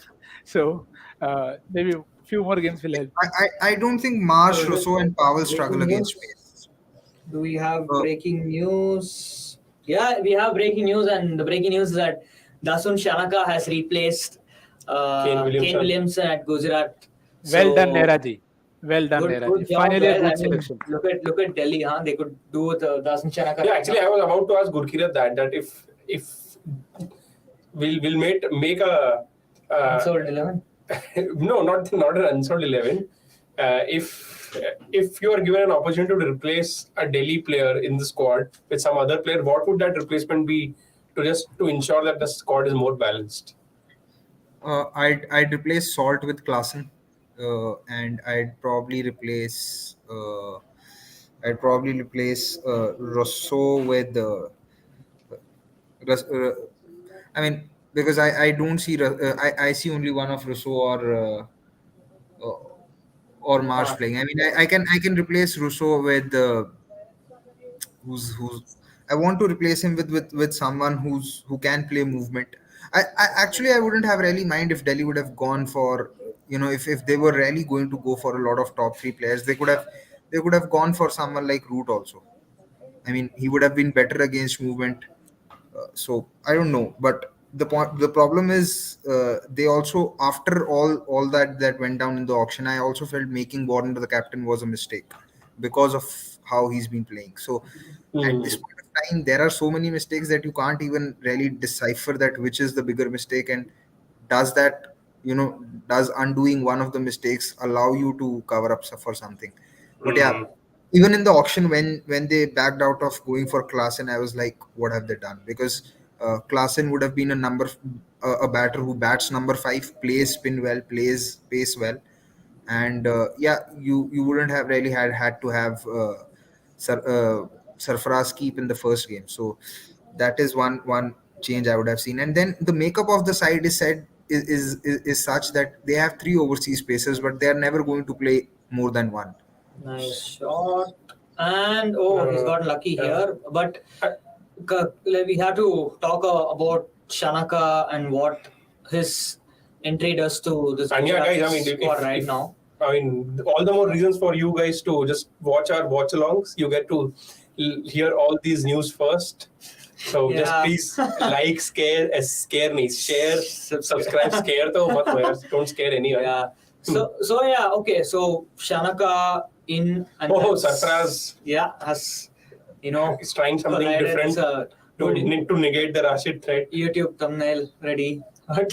Fight thumbnail ready for another YouTube video. But yeah, coming back to Dasun Shanaka, so he replaces Williamson, and it's far Oh, away short from, boy, अक्सर yeah, पूरी great दुनिया shot. तो तेरी batting under estimate करती है, but ठीक है.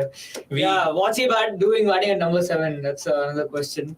But yeah, so Shanaka is not a like for like replacement by any means. So Williamson bats at number 3, and I was thinking maybe someone like a David Malan would be a good replacement because he's the No, but closest to. He's an upgrade on they Williamson clearly, and he's also a left-hander. But now They don't- Shanaka, Actually what they can do is they can actually at some point of time, I was saying, bring in Sai Kishore for Yash Dayal. They can actually keep Yash Dayal, drop Miller. क्या बोल रहा हूँ मैं, little, yeah, and play Shanaka.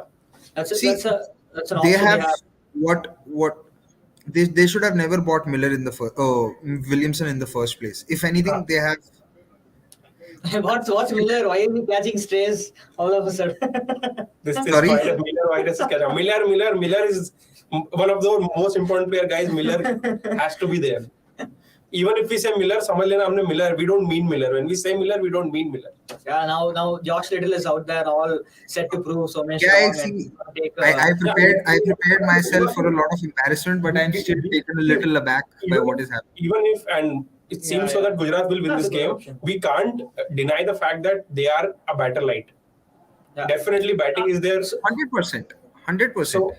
So I mean, I'm just thinking, what if in games where they bat first, they start with 3 overseas, as in one is Rashid, another is Miller, and third is Shanaka. And Third is Joseph, because you start with 3 who are certain, and then introduce Shanaka if you see a batting collapse. I'm just thinking that they can extend their batting lineup and then take one Indian off, or maybe Shanaka himself off, whoever, and then bring in Joseph for the bowling. Now this way, they'll ensure that Little doesn't play. Now hear me out. If they start with Miller, Rashid, and Shanaka, and Joseph, Miller, Rashid, and Joseph, what they can do is assess if their batting is going decent. They don't feel need of an extra batter. They don't need to introduce Shanaka and can introduce Little in the second innings. But if they feel that run kam ban rahe hain, they can actually introduce Shanaka and then keep continuing with the same bowling lineup. So your 11 should then have Yash Dayal starting, I guess, because then you can't take the risk that you don't have Yash Dayal and then Yash Dayal, I mean basically all the bowlers except Little in this game, they start. Yeah, and also very little. Again, very strange pun. Very little advantage, but Joseph can also help with the batting. We've seen that in the previous encounters as well, where you can use. See, the thing is, Gujarat have always been one of those better usage kind of teams. So they could send a Joseph to hit medium pace or jump, and he can do that. So that's the advantage that you get when you start with him. If you sub him out, little se milega aapko with the bat. The other point that I wanted to ask Gurkirat is there will there be a point in the season where we'll see Warner drop in the middle order, drop down to maybe 3-4? You had me there. Yeah, drop to the middle order and have March open.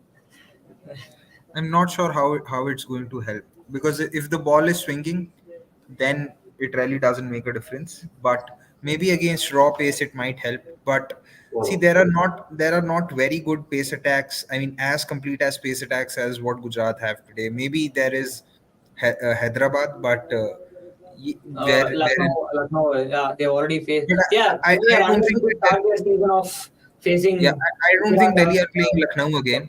I don't think they're playing Lucknow again. So there's that.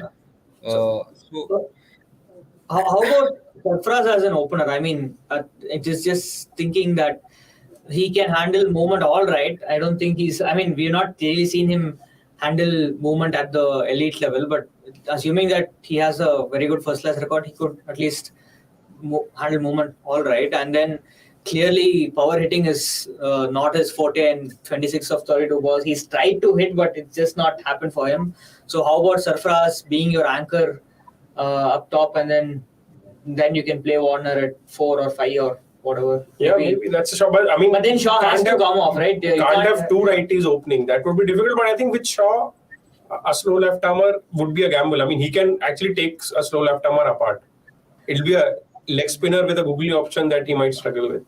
But I mean, that's the thing with Shaw, right? I mean, there's like plenty of boxes he's not ticked in his IPL career for him to be playing international cricket, or for him to be a starter at the international level. It's just that he's not consistent. His average is pretty poor. He's not proven himself against spin. So Shaw's hype. Shaw always, gets this hype when the SMAT is on. But he's had one IPL season where he's averaged more than 30, which was in 2021. And regardless of how much of an intent or a intent batter or a power play basher you can be, I think you need to have a minimum average of 30, and Shaw does not have that. And I think if we break down his T20 numbers into IPL and SMAT, there will be a decent amount of difference. Even in the SMAT, so many times he's like, you look at the last SMAT, He scored 100 against Assam and scored a very quick fire 50 against Mizoram. Right now, that inflates numbers.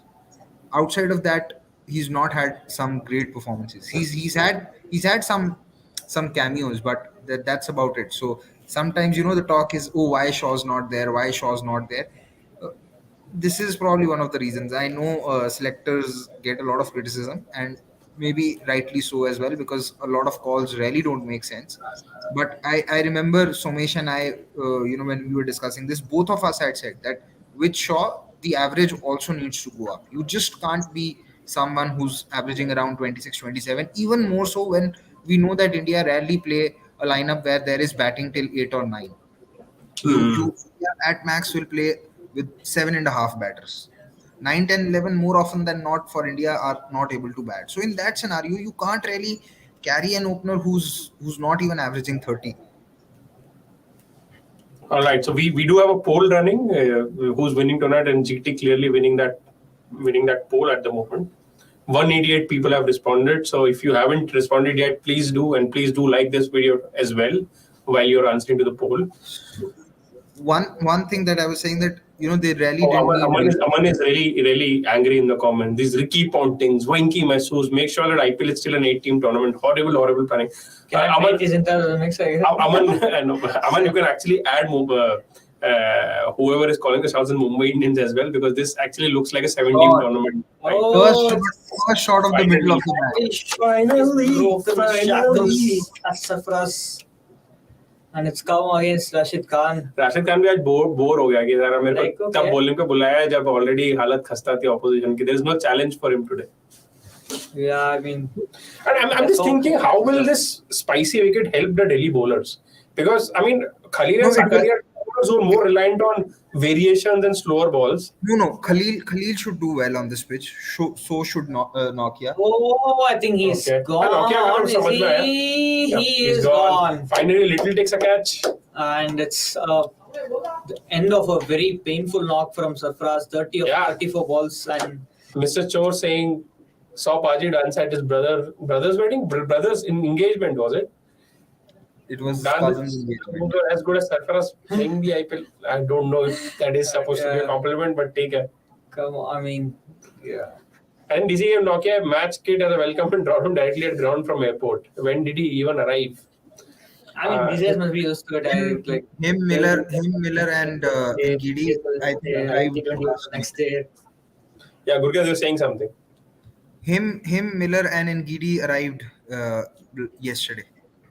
Rabada also, I guess, with them along with them, but for Punjab. But yeah, I mean, so what can Delhi?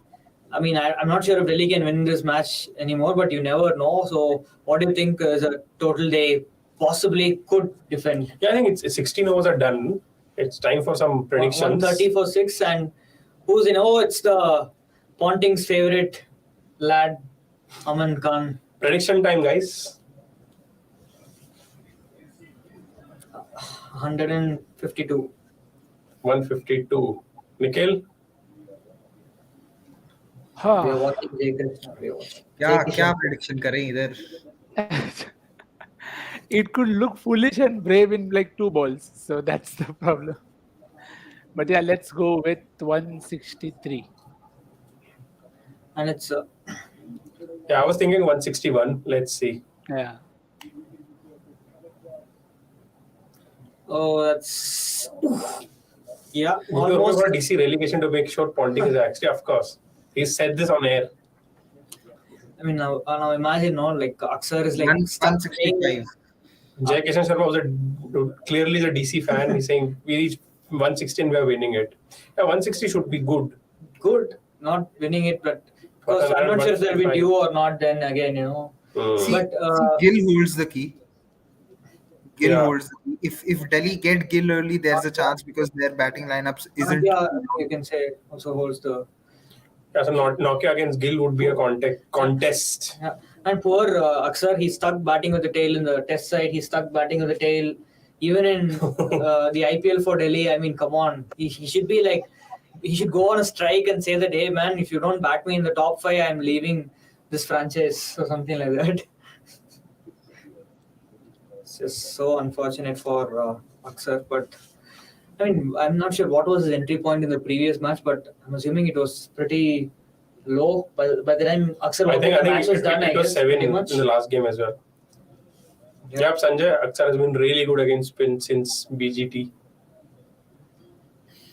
Yeah, pretty good. Sarfaraz Shah don't work on improving their fitness at all. Huh? Nahi hai bhai. Send them to me. I'll make their diet plan. I mean, come on. Yeah, I can do it. If you want a diet plan, just ping me.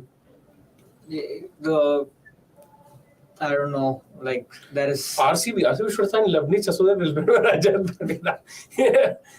The tables have turned. Yep, that's an option. Lavneet Sassoda is a wicket keeper, right? Did he go unsold? Lavneet Sassoda went unsold.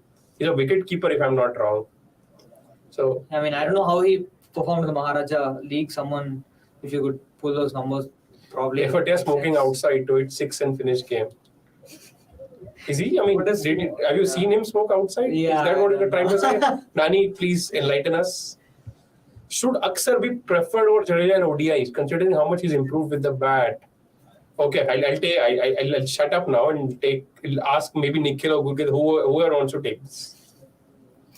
We'll have to wait and see how both of them do in the IPL, because if Akshar has improved with the bat, I would throw this, Gurkit, just before you finish this, because the question is about considering how much he's improved with the bat. But honestly, do you think Akshar is a 10-over bowler in white ball cricket? Because I doubt it. I don't think he's a 10-over bowler, consistent 10-over bowler or 4-over bowler in T20s or ODIs. So I think if he can prove that he can be as consistent as Jadeja with the ball, then I think you can make the argument that okay, Aksar, you can play over Jadeja. But I don't think batting should be the merit with which Aksar's place in the side is judged. I think Aksar first needs to prove. I think his wicket-taking ability with the white ball has dried up. Even in the IPL, I think he's averaging 55 if I'm not wrong. Even his the ball. Economy, let's see, because economy 7.5 in IPL. Last season he was poor overall, as in he did not really. I mean, if you're not picking wickets, you have to have like a season. I think last season was particularly harsh on finger spinners because even Sundar went for runs. But see, a lot depends upon how so far the distinct shot. Oh, what shot, yaar. So far the distinct difference between the two was that okay, Akshar is the better bowler and Jadeja is the better batter in white ball. Yeah. But as Akshar's batting has improved, I think there's been a slight dip in his bowling, which is why I'm saying that this call is a very tough one to take, and it's also a very subjective one. That what is the need of the team? If the team thinks that their 4 bowlers can do the job, 3 pacers and Kuldeep, then maybe you can go with Akshar. But if you think that you need more bowling and Akshar's not delivering with the ball, then I don't know. A lot would depend upon how this IPL goes for both Jadeja and Akshar. And one thing I think is quite clear for me is that when it comes to awareness with the bat, Akshar is clearly ahead of Jadeja, despite Jadeja having 14 years of experience. I am never convinced, or I don't have the confidence that Jadeja can finish off a game with the bat. But on the other hand, there is a stark difference between two of them as a fielder. Yeah. But Aksar is not a net negative in the field. True. And you can always sub him out. But the point Gurkit was saying about it will depend on whether India think they can manage with 3 pacers and Kuldeep. So here's where I think the importance of whether Kuldeep can actually maintain his position as an incumbent and just make himself undroppable, which I don't think he has yet. I think he's clearly ahead of Chahal in the pecking order, but I am not sure if you can say at this moment that yes, I trust Kuldeep to be my leading spinner going into the World Cup. The word trust with Kuldeep will take a lot of time. Yeah, because of again, he has been high variance, so to speak. Mm-hmm. I mean, in some games he just bowls like you Yeah. can't do anything on his Unplayable, bowling, yeah. unplayable. But on other days he just loses everything. So yeah, so this is a Rashid interesting- Khan bowling the 19th over. I Yeah, don't yeah. think we've Very, seen that very enough. interesting. So he's just bowled 4 overs on the trot. So Shami hasn't bowled after that power play, No. right? He's Good call. 3 and done, right? Basically, let's see if he bowls the 20th. But if it's They don't need to. exactly, it's just I think it's just Yeah. smart because one of Shami's weaknesses in white ball cricket is his death bowling. Death And bowling, yeah. If you can just give him 3 up front and not let him bowl towards the end. Just to correct you, one of the weakness of most Indian bowlers is bowling first 3 overs very well and going for 150 in the last. But unfortunately, someone like Deepak Chahar seems to be struggling with both right now. I mean, he's had a very harsh start to the season and he looked very ordinary yesterday, I have to say. I mean, Yeah. Myers didn't even have. Oh, short, man, right. that's a Looks like a 6. It is it's a a 6. slight stoppage as well, but damn good. Short it was boundary. six- Short for boundary. Hakim Yeah. Khan. So I think one of Yash Dayal, Hardik Pandya, and Mohammad Shami will have to bowl the last over. I think they'll go with Shami. For some reason, I feel that. So yeah, I mean, just finishing my point on Deepak Chahar, he looked very ordinary. Yeah. I mean, Kyle Myers didn't even have to put any effort to hit him to the boundary. He was just having fun out there. Yeah, I think Deepak Chahar is becoming exactly like Bhuvneshwar Kumar now. If the ball is not swinging, then it Except just, he's like 6 years younger, right? So that's Yeah. oh man, that's a Roloff Vandamova hit from Aman, and he's gone. And that's Rashid's third of the day, is it? Yes, third of the day. 3 for 29, Third of the 3.2. day. Surely, yeah. Yeah, it's his third of the day. Yes. Who else is there? Kuldeep, Notgia, and Mukesh. Can Mukesh bat? I've never seen Mukesh bat. Can he hit sixes? I don't know. Kuldeep can't hit sixes. I know that. He can rotate strike very well, though. I mean, maybe that's all they need right now. Yeah. Kuldeep and just give the single to Aksar and let Aksar do the rest. But my prediction is looking very dodgy. I just predicted 152 and they need 4 more runs to get there with 9-10 balls left. it can still happen. You know what Never know. Yorkers from Shami. you know what am I feeling right now? I wish there were functions to attend on the next 12 games of Delhi in this season. Sir, आप करा सकते हो. All you need is a few calls. You can get that done. Yeah. अरे इतने रिश्तेदार नहीं है मेरे कि कोई ना कोई हर किसी दिन शादी अरे कर रहा आपको है शादी में नाचने बुला लेगा कोई भी यार, बस बोलो तो. Okay, that's an interesting single. Because this season is going to be painful to watch. Not I mean, that I didn't expect this, but yeah.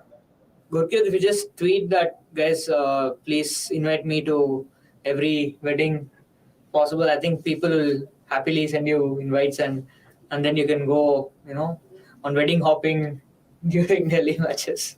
Yeah. The problem is I don't want to go to weddings where there is vegetarian food. You either have veg food or you watch Delhi back. It's your call. Tewatia has said so. I'll prefer veg food. I'll They need- prefer veg food. Please tell me they want to go single. सोया चाप खा लूंगा कोई बात नहीं. And Gurkit, I think coming back to your point, I think Aksar took a single of the last ball. I think Jadeja might have taken a 2. I don't know. I'm just thinking if it was Jadeja, he would have taken it. No, Jadeja would have attempted a boundary against the negative matchup. Jadeja would have attempted a boundary and gotten out and missed out on his positive matchup which would have been a pacer in the last over. So who is it going to be? Who is going the last over? Is it Shami or Shami, Yash? surely. It is Shami. Yeah. It is Shami. So Yash Dayal, so far 2 games, 2 overs, 28 for no wicket. So he's bowled 1 over today. That's it. 1 over Yeah. today, 1 over the Just last like game. 1 over that day. Yeah, he's just the 1 over impact player. I honestly think they're just waiting for the right wicket to field Sai Kishore. Sai Kishore, yeah, They yeah. don't feel that these wickets are. But But I Shami mean- could go for 3 sixes in this over. Let's see. It's Let's just see. scary. Oh, that is Yeah, that's one. But it's just scary how many options Gujarat have in the bowling department. But I think most teams have now with the impact player. Every team, Rajasthan that day played with 5 bowlers in the starting 11. भाई मुंबई को तुम 4 impact सब भी दे See, दोगे ना तो Mumbai वो doesn't matter. But come on, I mean, Don't discuss. Come on, Shami. What kind When of we were that? praising them to just be very smart with Shami bowling 3 up front, they have made Ruin the it. universal error of thinking of Shami as a death bowler. But I mean, No, that's but just a very I poor. He don't bowled think a cutter Hardik. now. I don't think Hardik bowling the last over would have done any better. Yes, I mean, you have got to trust him, right? I mean, you are playing him as a bowler, or else just keep one over from Alzari or anyone intact for this time around. Don't take a single. But then, yeah, there'll be other arguments of you Good bowling job. them up front and taking those wickets. But yeah, so Yash Dayal is just there to cover for an impromptu Hardik Pandya injury. Yeah, maybe Yeah. that's the case. And let's not forget Rahul Sehwag can also bowl, by the way. Yeah. And he's not, although he had a very bad season last year at the ball and he hardly bowled for that matter. So, yeah, Akshar has just refused a single and he will be on strike. So, That's so smart. Actually, there is a discussion that I want to have about singles. Maybe we'll do it in the second innings, if anyone reminds me. In case I have. oh, let's hope it goes to the boundary. Do to either. It won't, right? Do Yeah, to it either. should be 2. Yeah, there's a 2. Good job. I mean, what a knock. GT is, Pranav is saying GT is such a versatile attack that they can go hard early on with pacers because their main spinner can bowl it at dead to true. Yeah. And they could have 2 bowling at the death. Huh? If the pitch start to tire down, they could have Sai and Rashid bowling at the end. And a lot of people probably Sai Kishore is very good. I don't think people truly realize how good he is. He has an economy of 5 in Syed Mushtaq Ali. He becomes a very potent power play option whenever he plays in the side as well. Sai Kishore, that is. So, I mean, he'll add an extra dimension to this bowling attack, as if it's not already. Short walker was gone, yaar. I mean, has he found? Oh, it's Miller. Okay, I thought it was Josh Lill for a second, but it's Miller and poor Akshar, man. He's tried his best once again, and it's a great knock. So it's like almost like Akshar and Abhishek Porel have scored like 56 of 30 balls or whatever, and 33. the rest the rest have batted at like 6 and over. It's just so disappointing from a Delhi perspective. But 160, they're gonna get there. Yeah, still, I must say that after the start that they got, at least they have runs on the board. Yeah. It's And a with below Gujarat, par. you never know. Yeah, and with Gujarat, if they get top 2 early, Yeah. Do Down not to give Miller. me hope. Gil and Miller. Do yeah, not. Gil Miller. But these are the kind of targets in which you have to keep a very close eye on Ridhiman Saha. He'll just Yes, get you open the like game up with 20 the power or play. 15 balls and then he'll get Yeah. out. Talk about Ridhiman Saha. There is a very good graphic in a preview that we put out ahead of the game where what can bowlers do to sort of stop Ridhiman Saha not going gun-go initially. So guys, whoever is watching, just you can click and download the cricket.com app if you don't have already and just check out the preview. That's a dot, and well, I mean, Shami will take this all day long. I mean, Gujarat too, because just 8 runs of 5 balls after conceding a 6 of the first ball of the over. Yeah, I mean, see, this is the advantage of taking wickets up front. Even Shami can then become your death bowler. Yeah. Yeah. I need 5 runs of the last ball to get the prediction right. That is not happening. I need 3. 3 तो नहीं आ रहे यार. 3 कैसे आएंगे? एक कहाँ wide से डाल दे. जाए? 5 wides आ जाए. Since Ed's नहीं, in नहीं. 4. That's a 4. Oh! Yeah, it's a 4. 162. Me and Somesh, we can join hands. But I mean, come on, guys. Yeah. Like, I mean, this is a pet peeve of mine. Why would you keep mid off and mid on, or one of the two? You know, inside the circle when and the death overs. I mean, you know that a tailender can easily clear the infield. I mean, I don't understand. I'll never understand why captains have the fascination to, have a 3-4 fielders in the the leg side for tailenders when it's just easier for them to clear the infield on the ground. But yeah, I mean, it's a half-baked Delhi innings yet again. Yeah. Let's see, but like we said, they have runs on the board. Yeah. Runs as in it's what you consider par on a very average surface, I guess. As in, this looks like a very good surface, but 160 is a par on an average surface. Yeah, so I mean, before we let you go, Gurkirat and Nikhil, we'll use this break to talk about the point that I had on singles. Now, we saw in the last game where KL Rahul just took that single of Moeen Ali, which clearly was an over where he should have kept strike. Today, I think it was the 6th over, which I Warner. don't remember who was bowling. I think Hardik Pandya was bowling the 6th over. Yeah. So Warner top paged it to third man and took a single with Sarfaraz at the other end. And I was of the opinion that given it's the last over of the power play, and since Delhi had not gotten to a good start, probably it was an avenue for David Warner to just keep strike with him, refuse that single, even though it's so early in the game and you have a proper batter at the other end. But at that point of time, David Warner is more suited to maximize that over. He took a single and Sarfaraz defended the next ball. And I was like, oh my God. So do you think there will come a point in very recent future, 1-2 years down the line, where we'll see players actually refusing singles even very early on in the innings? I think today Warner probably just wanted to bat through rather than take risk early on in the power play. So I don't think that thought even crossed his mind. And then when you deny singles like these, you essentially say that you're not confident of the other batter taking the advantage of the bowling. It has already happened. We saw this in that Tewatia game where Tewatia hit Cottrell for 5 sixes. That Samson did turn down the single when he was playing Maxwell, and he hit Maxwell for 3 sixes. Probably it will happen, but don't think it will become a very normal thing in the recent future. But it should, right? I mean, it should not always be just upon the fact that bhai, you are sort of undermining the other batter. At this point of time, whoever can maximize that situation, because it is the last over of the power play. It's not a 7th or an 8th over, which is, it's like doesn't really matter. It does matter. Maximizing power play, you will win most games if you are ahead on the power play. So, I mean, Yeah. I really feel that this is one thing that modern day teams sort of don't really capitalize on, and they should. I feel the thing is the game is moving forward, but not the systems or the people who are running it. So it's the culture that you say if this is with RR, I would still expect them to do that. That a Samsung will say no to a Jaiswal that this is my matchup, let me take him on. And it's also the time of which. So I think power play is again far too early for even a system like RR to start attempting this very early. Now again, if it's and also it depends on the start. From what I feel, they were like 46 for 2, and then you already felt that they've lost 2, but they've got enough.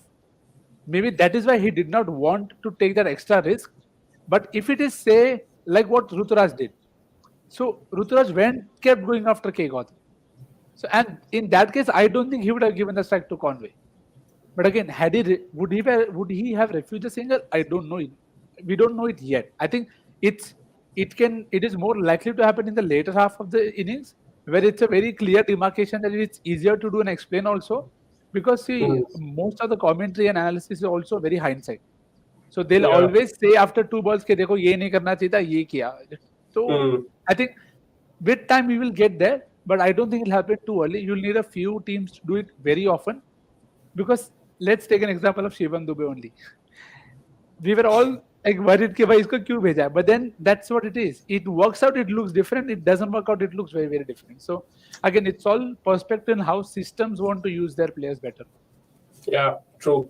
Okay, thanks Nikhil, thanks Gurkirat. We'll let you go now, and we'll definitely see you back at some point of time in the second innings.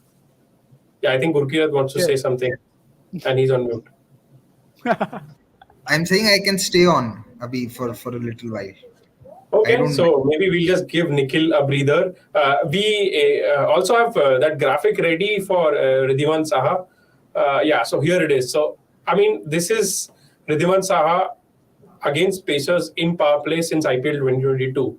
And if you guys can see, whenever they have stuck to their good lengths, he's not really able to capitalize. And whatever whites you see, which are the dismissals, have also been on good lengths. So if Enric Nokia and Khalil and Sakari are watching this, the plan should be very straightforward, because in the power play, the one man that they do not want to allow to let loose is Ridhiman Saha.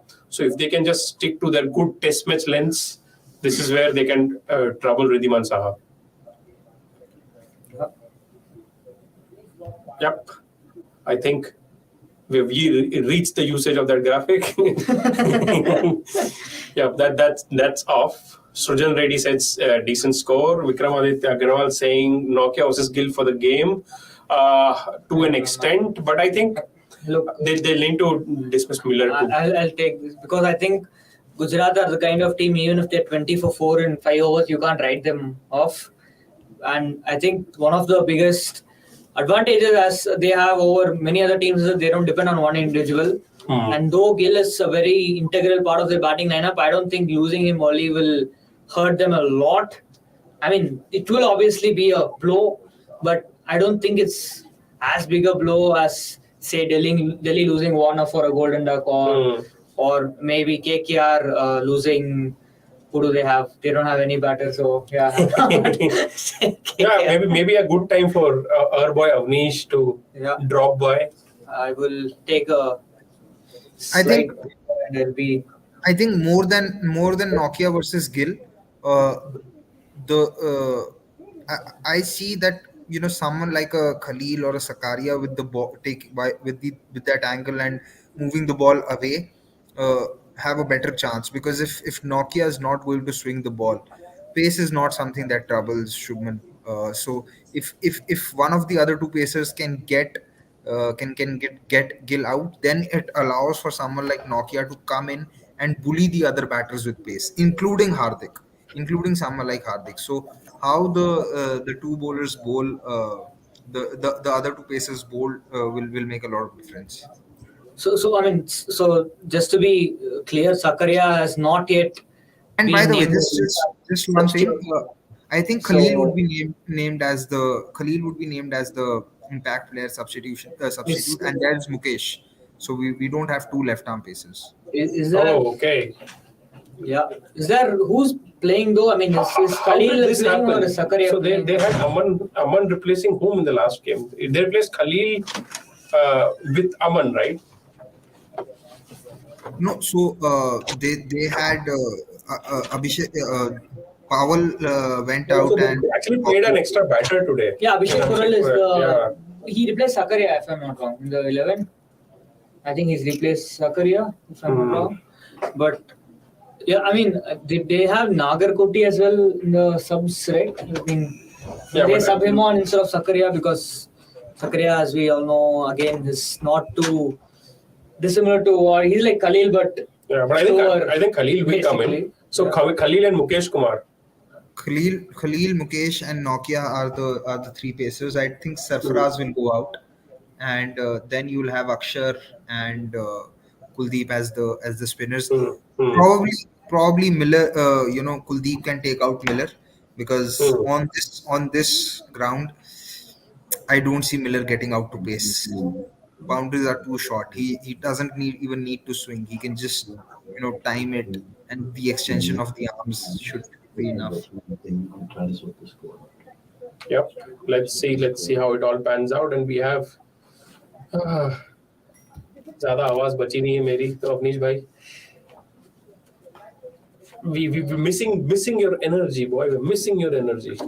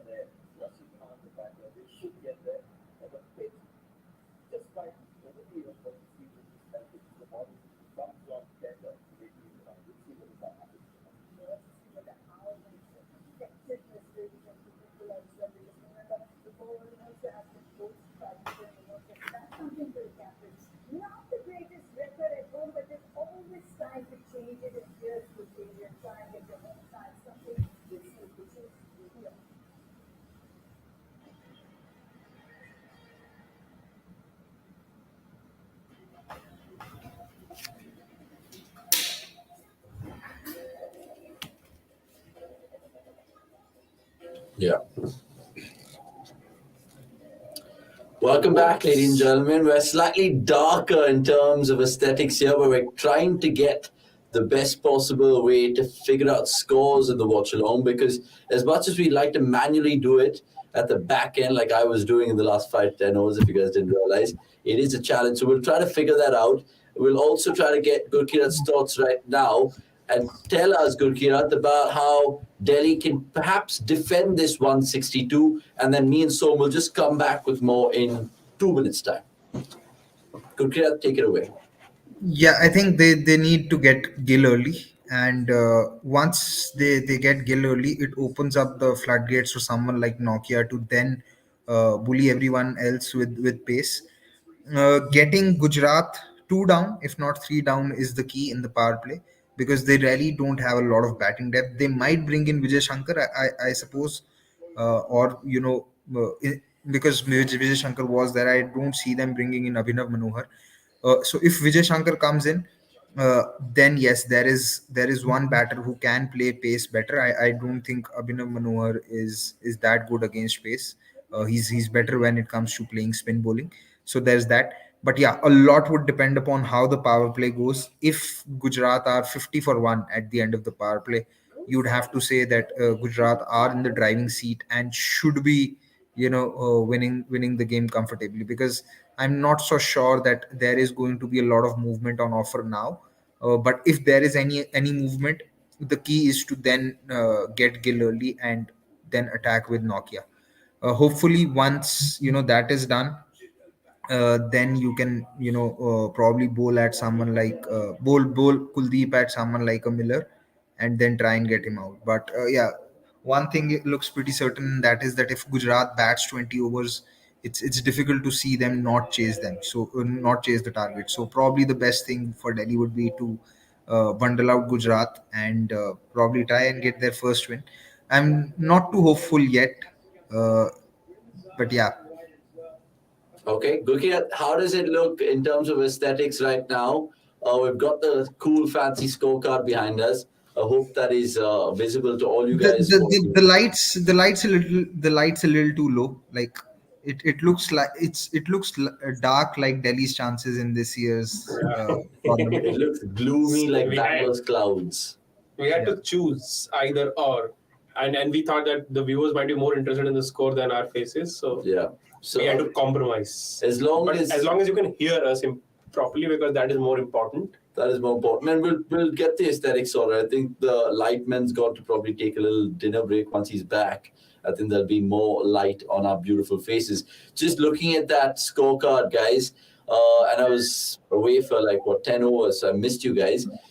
Gurkirat, you had your say right now. I'll ask Som, what will be Delhi's plan in terms of targeting Shubman Gill? Okay, we can praise the little boy, not so little anymore. How do you get him out?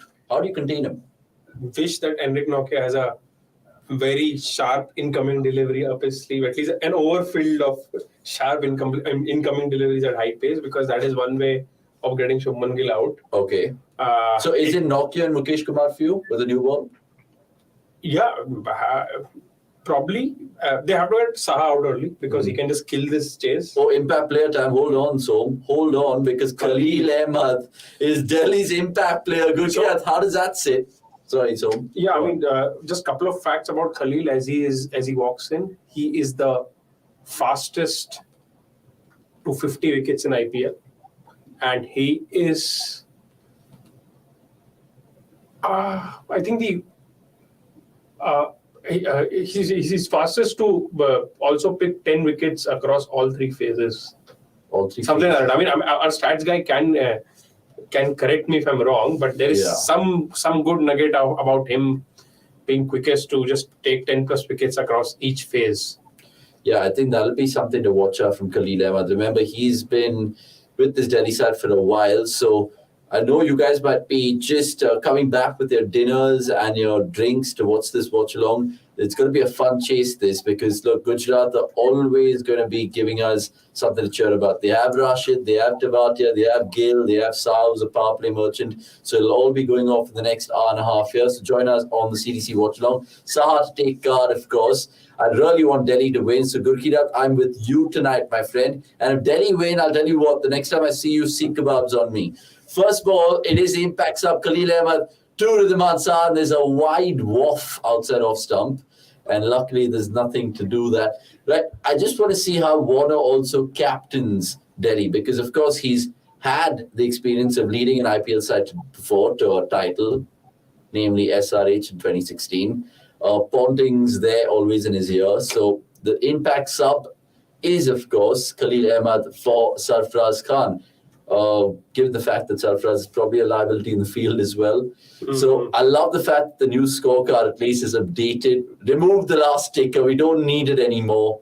We do not we can use it well. We can use it well now. We can pop in the comments. And as you can say, Cricket is giving 27% chance to DC to win this game.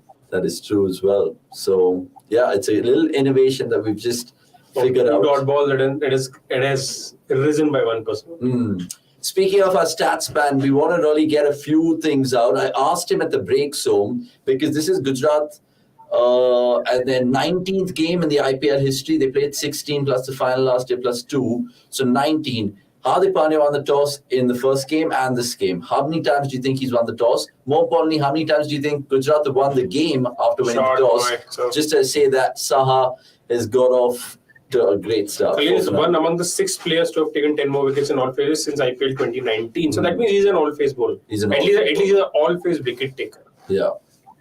He actually did well in all phases for Delhi last time. Yeah, I remember. Yeah. So to your question, I think this is the 18th game, if I'm not wrong, because if they played 14 games last season. Correct. They played the qualifier and the final. That makes it 16. So this is the 18th game.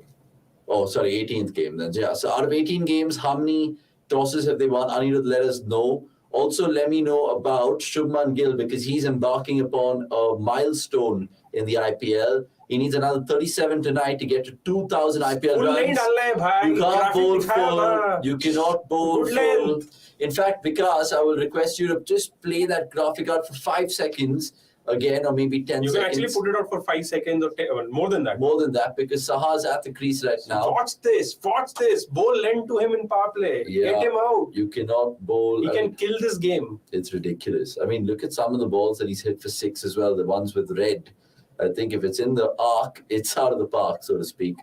So, yeah, I mean, this is something to just watch out. If you guys want more stats like this, of course, follow us on cricket.com. Check out the previews. You'll get all the meaty nuggets that you need. 2 balls in terms of the dot balls, and then 2 back-to-back boundaries. So, Khalil Ahmed not really making an impact. In fact, doing a Tushar Deshpande, if you know, you know. Again, full gets away with it. So, Ani, if you can just tell me that Shubman Gill stat as well, it's been bugging me for a while. If he does get to 2,000 runs tonight in terms of the IPL. 2,000? Yeah, already in 73 matches. So, is he the quickest? Where does he feature with Virat, with Rohit, with all the big dogs? Let us know about that, my friend, Anirudh Kasaragod. And as you can see, the cricket.com studios in Gurkirat's house, side by side. Can we feature the other bit of snaz in the screen just to color it up a little bit more, my friend, because just that Delhi v Gujarat watch-along feel. Oh, that's a boomer. That's 6, just about. I think the umpire will confirm in just a bit, for sure. 14 for none, and already problems for Delhi, Gurkirat. Surely it was Nokia to start with the ball. Or no? Impacts up, go with it. No, I mean, I don't see a problem with Khalil opening the bowling with the left arm angle, taking it away, and who can also bring the ball back in. I don't mind this. It's just that the second boundary that was hit, I thought that was a poor length. But apart from that, those were 2 good shots by Saha. I mean, the last 6 that Saha hit, it was a good shot. You really can't do much about it. Yeah. I mean, it's just about the lens. I think, like Pranavanand says, Khalil's searching for swing, going full. And you don't blame him because he has the new nut, the new rock, whatever you want to call it. And it'll be interesting to see who partners with the other end. Has to be Nokia. If it isn't, I'll be tearing my hair out as a Delhi fan. Adding red to their jersey, Delhi Capitals batting like Prima. Do not go there, KV. Do not go there, my friend. I know we've given them a lot of players in the past. We've also taken a lot of players from them. We've given them Sarfraz. We've taken De Villiers from them. I mean, it's hilarious, honestly. Right, Shubman Gill on strike, who needs 37, remember. It's Mukesh Kumar. You're having a laugh, Delhi Capitals. You're having a laugh because look, what's the point? This is just absolute meat and drink for Shubman Gill. I'm baffled. Yeah, I'm baffled, I'm flummoxed, I'm perplexed. Gurkirat, any adjective which comes to mind? I want to believe that tactically Delhi can't surprise me anymore, but they keep shocking me, and that's all about it. There's I don't know how you justify this. I don't know. Honestly, I think to myself, if this was the Premier League, I think Delhi fans would be chanting to Andrik Nokia saying, "Who are ya? Where are ya? Who are ya? Where are ya?" Because where are you, Andrik Nokia? You've come in from the airport straight into this game and you're still not having a bowl. It's a joke. Going back to that GT toss record that I was implying earlier, have a look at those stats, make whatever you want to make of it, because in their 17 matches of their IPL history, they won the toss 11 times, which is a huge toss ratio. I don't think MS Dhoni in his pomp and his highest of luck had 11 out of 17 toss ratio. Toss win, match win, 8 before today. They've chosen to chase 7 times and won 6. So, look, I was right about my hunch. I'm trying to remember that one time they lost chasing last season. It makes for a good quiz question. It was at Brabon versus Mumbai when Daniel Sams was bowling the last over. Oh yeah, that one over. Yeah, true. Correct. I remember. They needed 9. Yeah. That's a good shout. I mean, sometimes I want to kind of make that as a quiz question for the comments, but knowing that Gurkirat and how smart and fast he is, you can't really let that dwell for too long. It's just joking. Really appreciate it. By the way, they're showing Shubman Gill's numbers. In 2020, he's got 440 runs. 2021, 478, and 2022, 483. He's definitely gonna be doing more than 483 because I mean, this is just effortless, dude. This is a joke of just a back foot prod in the offside. Jai Kishan Sharma, good to see you. I was taking particularly a lot of your comments when I was at the back end. He goes on to say, is Warner lacking the freedom to experiment with his captaincy that he used to enjoy in SRH? Remember, in SRH, he had another Aussie man in Tom Moody. This time he has Ricky Ponting. So I think Gurkirat would be the right man to answer this. Yeah, for sure. And then take this one from Pranav Anand as well after you're done with the first one. Yeah, I don't know if there is enough. I don't know if there are enough options or variety for someone to experiment. I mean, regardless of what combination of 25 players that you play in the 11, you can't get a perfect 11. So you can look to experiment once you know what is your settled plan or settled 11. When you don't have a settled 11 or a settled strategy to begin with, where is the room to experiment? So that is one. And as far as this is concerned, if they really don't give the third over to Nokia, probably it might be. I mean, they really don't want Nokia to bowl to Gill, but you instead of Mukesh coming and bowling back of the length to Gill, where Gill can just stay on the back foot and play the punches, you might as well bring in Nokia. I mean, if Mukesh was trying to pitch it full while trying to swing the ball, I would have understood, right, that he's trying to bring the ball back in. But he's bowling back of length to Shubman Gill. I mean, doesn't really make any sense. At his pace, it doesn't. Yeah, but it's just like you said, baffling because look, any batter in his pomp, you want to nick them off early. There's no point of giving Mukesh Kumar and Khalil Ahmed, with all due respect, the ball first up to Shubman Gill, who can have a couple of sighters. Both of them, both Saha and Gill are now sort of at least a little more confident than they must have been when they bobbed in. Absolutely. And DC's chances have dropped to 12% now as per critics. Yeah, it's shocking. I love the scorecard. I mean, we'll just figure out the light if we can in due course. But Nokia finally absolutely on right now, and he's come back with a mean mustache. Some would say Nokia's actually got the better of Saha on few occasions. So a wicket alert over here. Wicket alert says Gurkirat bowling.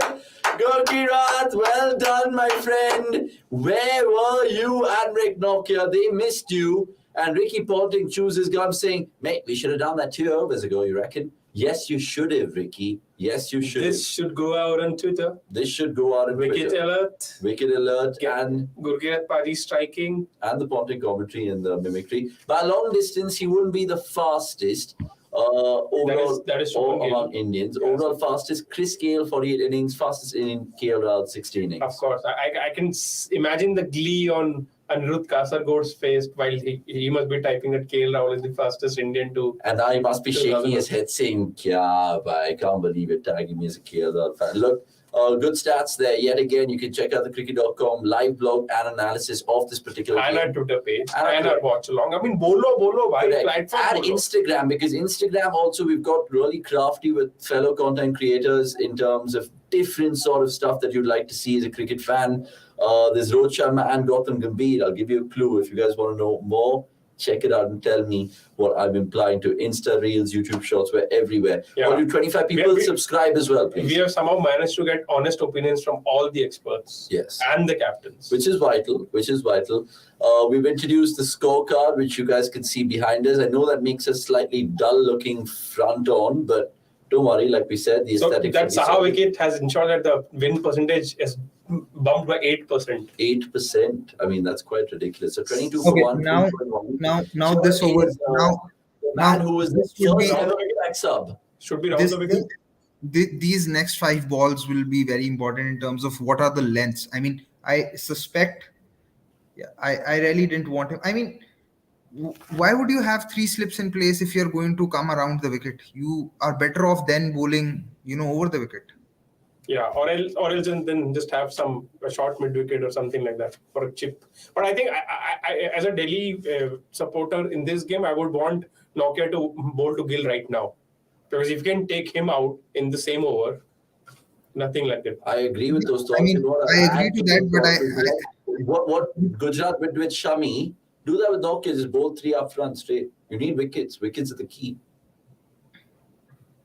No, but Gujarat have a lot of bowling options in terms of. Oh, in the air! Oh no! In terms of their pace bowling resources, Delhi don't have it. I mean, and Shami is not even their best bowler, their best pacer. Their best pacer is Alzari Joseph. So outside of Shami, there's Joseph, and then there are 2 left-arm paces. Delhi only have 3 options, out of which one is Mukesh Kumar, who's so young, not really young, who's very inexperienced. So I don't think that Delhi can afford to go that route. But yeah, what lines does Nokia bowl here to Gill will be very important. Yeah. That is absolute brilliance. This is why I was saying that. But this is bread and butter for Gill. I mean, it is. But again, like, if you're in Nokia right now, Gurki, you're thinking, I've not done pretty much anything wrong apart from bowling a no ball. Geez, it gets bad to worse. There's a free hit as well because Nokia's overstepped. But that was almost like a tennis forehand past mid-wicket for 4. And he's played 3 shots, Gurkira. Quickly tell me which one was the most pleasing to the eye. I liked the second 4 that he hit to Mukesh. I agree with you, yeah. Because from that length, it's easier to find a gap between, say, point and cover. But he was able to find a gap between extra cover and mid off. It's not something that you see very often. It just tells you that how besides the line Gill stays sometimes. Free hit and he can't capitalize on it, so to speak. So nonetheless, 29 for 1, 2.4. Sai Sudarshan joining Gill out there after the dismissal of Saha. Remember, Sai Sudarshan will be one of those players who will be forever remembered because he was the first ever impact sub in IPL history. Remember, it was a forced sub with Kane Williamson going out. But speaking of Williamson, we brought you that breaking news earlier that Dasan Shanaka finally gets his IPL gig. So happy for the Sri Lankan. Remember, Sri Lankans are returning to the toughest T20 in due course. Theeksana, Hasaranga, Shanaka now will all be seen in action respectively. So onwards and upwards for them. Nokia again around the wicket to Sai Sudarshan, and quick single is on. So this is what I'm saying. The ball's not swinging. The ball's not swinging. If you have 2 slips, why are you going around the wicket? Come over the wicket. At least try and induce the edge with the angle. Intelligence sometimes, it baffles you how teams do not use basic intelligence. Now this has got nothing to do with matchups. This has got absolutely nothing to do. This is just basic common sense that you expect from a seasoned fast bowler who's played international cricket and captain as well. You are not getting the ball to swing. You have two slips in place. How are you trying to find the edge? You're not going to find the edge by coming around the wicket. Exactly. It's impossible. And it makes you think even more about it because that over, Som, before it started, 22 for none, and you remember correctly, right? DC had a 12% chance. That one Nokia over, which was tight, has got DC's chances up to 31%, which is ridiculous. It makes me ask both of y'all quickly, who should be bowling this over just to continue that pressure? Because Khalil went for runs, Mukesh went for runs, and then we'll take the comments. No, it has to be Khalil. It has to be Khalil. Khalil? Because also he's the impact sub, so you're forcing that issue more. But he has to get his length right. Correct. And if you don't use Khalil now, when will you use Khalil? It has to be Khalil because he can also challenge both the edges of both the batters. So it has to be Correct. I mean, Jai Kishan Sharma has a good hunch, Gurkirat. He says Marsh, but not so early, I'm guessing. It is Mukesh, it's not Khalil. So it's not anyone getting that prediction right. So Mukesh, a little, I don't know, skiddier, I'm guessing. We had another comment from Nani Ko4. Vikas, keep the comments coming through because it's your community as much as it's ours. I know we kind of keep talking about various issues, but we'll at least give you guys the benefit of feature on the screen. Gurkirat DC, me for RCB, hope is that only one thing is constant. Absolutely. Nani on my boat, mate. I don't have hope. You know, in fact, when we make that next substitution, when Anirudh comes in for Somesh. On the air. Oh, great shot from Sai Sudarshan. Great shot. He's a modern day Sadagopan Ramesh, isn't he? Jokes apart, though, when Som goes away and then Anirudh comes back into the watch-along, then you'll see three losing fans. A Punjab fan, an RCB fan, and a Delhi fan. At least right now we have 5 titles sitting next to us. A 6th, actually, with the WPL as well. 9 titles, bhai. I'm an MICSK fan. Oh, I'm a MICSK KKR GT fan. All titles are mine. SRH as well. Alright. अरे वो तो भूल ही गया यार इतना पहले जीते थे वो पिछले कब जीते थे वो 1888 में Why is Vijay Shankar batted him? Impact. He's the impact sub. You're joking. They dropped him for Sai Sudarshan and now he's the impact sub. How bad is Sadarangani been doing in the net? Dude, that's ridiculous. So this was I said it in the when DC's innings finished that they will bring in Vijay Shankar because I felt that in the last game it should have been Abhinav Manohar. Now that they've started with Sai Sudarshan, it had to be for this game. Someone like Vijay Shankar is okay as an impact sub because he has good game against pace, and you have Nokia and Khalil who will probably bowl towards the end overs as well. Surely a soft dismissal for Shubman Gill, but look, if there's anyone to win the orange cap, it is Shubman Gill, according to lots of our in-house experts. You can check that out in the IPL 2023 prediction video. And why would they blame you guys for backing someone like Gill? Because that 63 that he got, they're showing it on the telly right now. I mean, the one inside-out shot that he played at Ravindra Jadeja was probably the shot of the tournament. That's the one that I was talking about, which went for 6. I mean, Shubman Gill just gives me young Virat Kohli vibes, literally. I mean, not so much with the animated BC, MC sort of thing, but yeah, if you guys know, you know. We need to know if he can dance as well as Virat. That's also important. We need to know if he can dance as well as you, my friend. Should we play that? But is that parallel justified? I don't think so. I mean, Shubman Gill has a very different array of shots than what Virat Kohli. Virat Kohli is more of a driver. He's more of a cutter and a puller. But young Virat Kohli had even the other tools, right? He had that short arm jab on the leg side. And Shubman Gill has that. It was more using that strong wrists of him to... True, then he had the whippage on the leg side. I mean, even though Kohli's ruled the world with that one cover drive. Yeah, I mean, let us know in the comments. Also, we did a live YouTube poll earlier before the Delhi Capitals innings finished with a bat, asking you guys whether GT will bottle this chase. And I was really surprised with the results because it went on to show at the time that they will bottle this chase. So I hope it is the case because like Som and me and Gurkirat, we're all Delhi fans coincidentally tonight for various reasons. Delhi fans, not that many in number, but tonight 3 of us. Take it or leave it. Som's a Delhi fan because Shubh's birthday, and he just wants Shubh to have a good day, I'm guessing. Gurkirat's a Delhi fan because he's a lifelong Delhi fan, lives in Delhi, makes some devious calls from Delhi, all of that. And I'm a Delhi fan because Bangalore, look, I want Bangalore to win against Kolkata to go 4 points. I don't want Gujarat to already be 4 points. So you've seen why and heard why we're Delhi fans tonight. Right, Nokia to continue to Gill. Big moment in this game! Big moment in this game! It was Vikram Aditya, if I remember correctly, who said, will that dictate the battle? It certainly will. Nokia's got Gill. And boy, oh boy, Gurkirat is pumped. He's clapping. Delhi Capital fan reaction right now, Gurkirat. Tell me more. No, a huge wicket. I mean, this is something that I did not expect.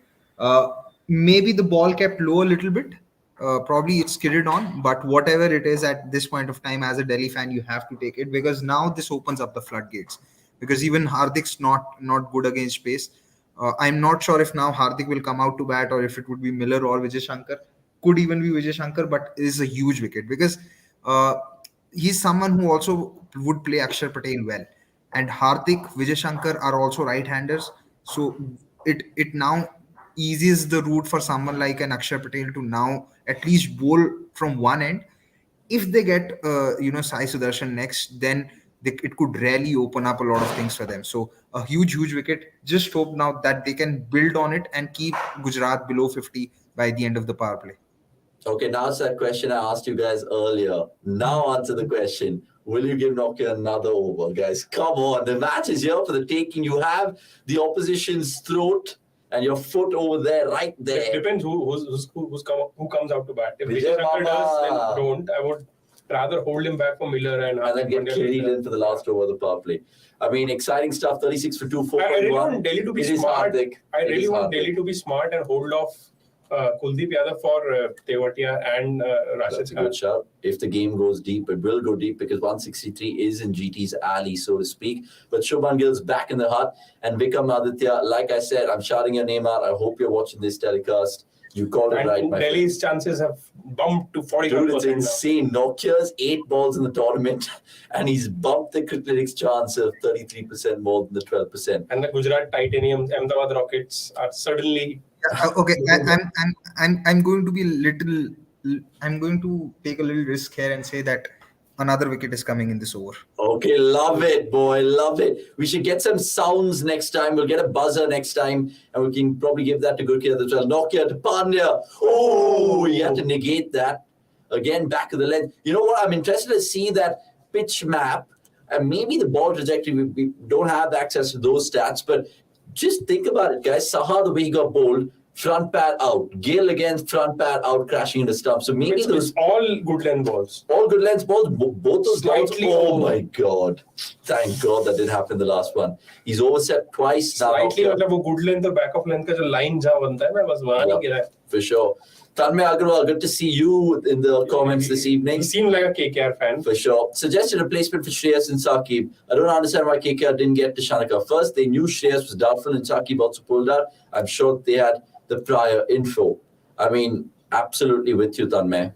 Let's not talk about KKR's recruitment at all. We will in the strategic timeout. I promise you, our producer will prop this up and we'll answer that. But right now, the match is tense. It's 25 balls into Gujarat's chase right now. So, look, Nokia's got to stay up. But having said that, he has to bowl well in this ball to defend his free hit to Sai Sudarshan, who goes for the lap. 6. Take the bow, Sai Sudarshan. I mean, that is just ballsy. Is that a left-handed dill scoop or what? It is. It's not a scoop.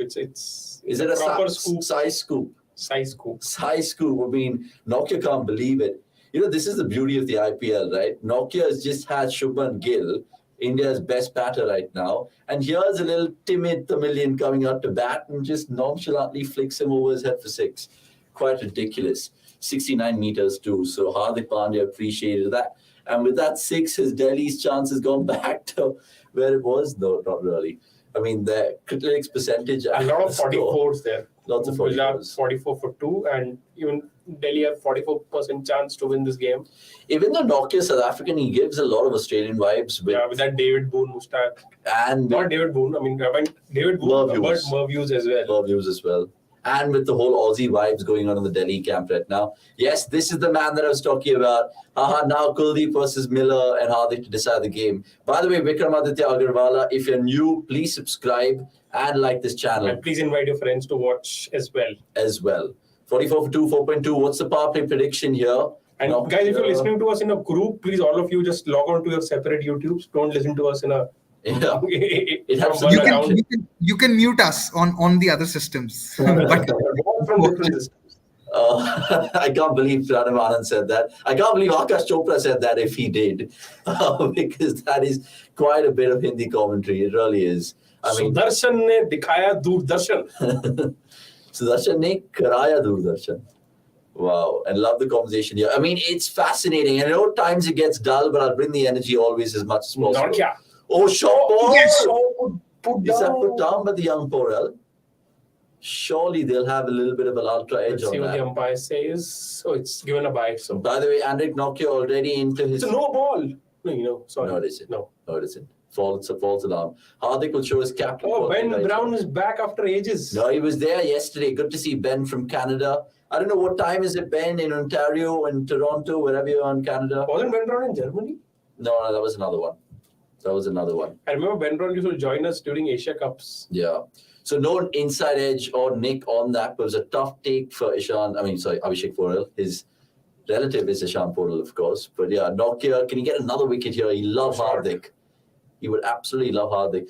It just makes me think, if you get a couple of quick ones against this Gujarat batting lineup, they seem susceptible, you know. But invariably, even last year, so someone would bail them out. If it's not Gill, Hardik would get you. If it's not Hardik, Miller would get you. If it's not Miller, Rashid would get you. If it's not Rashid, Tewatia will get you. Koi na leke jayega. It's ridiculous. They had match winner. This is what I was saying. The broadcasters are thinking like me. The trajectory was shown. Can Nokia get another wicket to complete his second over? Driven from Hardik Pandya for 4. That's a gorgeous That was an shot. over-pitch ball. True, but it still had to be put away, Yeah, and it of did. course. 49 for 2, that was a slow ball too, 121.6. I was just going to say 10 balls, rather 12 balls right now. Andrik Nokia has already pocketed the fastest delivery of the night. There's no real contenders today, were they? Only maybe Alzari Joseph, but he's not Nokia quick. Yeah, he's not Nokia quick. He's not Locky quick. He's not Umran quick. He's not Markwood quick. He's Hunger Gator quick. I mean, Locky is the one who's most surprising. He doesn't seem quick, but he is quick. How much was Archer against RCB? But it didn't matter because Kohli was double of that. Because Archer was being spanked. Love it. Absolutely love it. Coolly. By the way, it's a little alert to our good old friend Anirudh Suresh. Hope he's finished his dinner because he needs 1 hour to digest the remains of it so he can fill in for his breather. You got dinner? Here's the problem for Delhi. That the run rate. I love how Gujarat suddenly gets his Delhi facade on. Yeah, man. Go ahead. Go on. Here's the problem for Delhi. What is it? The problem is that the net run, that the required rate is still very much under control. It's at what? It's at 78. It's at 7.8. Sorry, not 78. So 7.8. Oh, is that the shot of the night? I mean, he's played some sublime shots this Sai Sudarshan. He can bat all right. 10 ball 17. He played a sumptuous cover drive. He played a brave Sai scoop, as we termed it. And now this, on drive, which every left-hander watching this would be, like, what is that? That is brilliant. And that's the problem. Gujarat mentions a great point there. The fact that they've lost 2 wickets, but they've still counter-punched, mainly thanks to Sai Sudarshan. And 53 for 2, 5.1, it gives you an indication where it's still even Stevens. And I guess Cricketlytics also is having that hunch, Som, that maybe if you get Sai Sudarshan or Hardik right now in this over, it's still match on. It is about wickets because as Gurkirat said, required net to kuch bhi nahi hai, just 7.8. I want to take Chachan's comment, and actually I was asking Gurkirat this because remember, Shubh and Gurkirat are both Delhi fans, and Gurkirat, correct me if I'm wrong, both of you all in the pre-season, okay, both of you all, Shubh and you included, you were praying for the downfall of your beloved franchise Delhi Capitals so that Papa Ponting gets the sack. Is this true, my friend?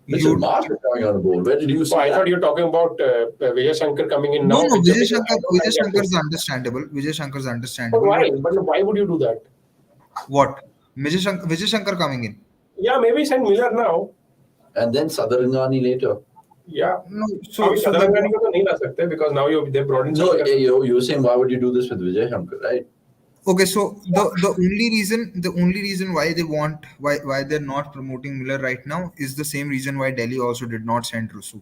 They want to have one experienced batter back in the hut, just just want to take the game further because run rate is under control. You need you need Yeah, less fair than enough. you need less than 8 runs and over. Even if say these two score 20 runs in the next 4 overs, the run rate is still under control. You need 90 in 10 overs on a small boundary. So right now you want to protect your main batter and you want to just go through and arrest a collapse. And One second, tell me something. Why don't you want Mitchell Marsh to bowl? We'll just get to it okay, because he's running up to bowl to Sai Sudarshan. If he gets a wicket, it's hilarious here. Because I okay, understand where Warner's coming from, but tell me your thinking as well. two reasons why I don't want Mitchell Marsh to bowl. One, he's a huge injury suspect. He I don't know how many times has he pulled his hamstring. That is one. The other is he's I don't think he's amongst your best six bowlers. You have Kuldeep there. This is the perfect time to introduce someone like Kuldeep. Kuldeep has got Vijay Shankar out before. Last season he got Vijay Shankar out, and Kuldeep's not a bowler that everyone that everyone can pick off the hand straight away. And the ball's staying low. It's also skidding a little bit.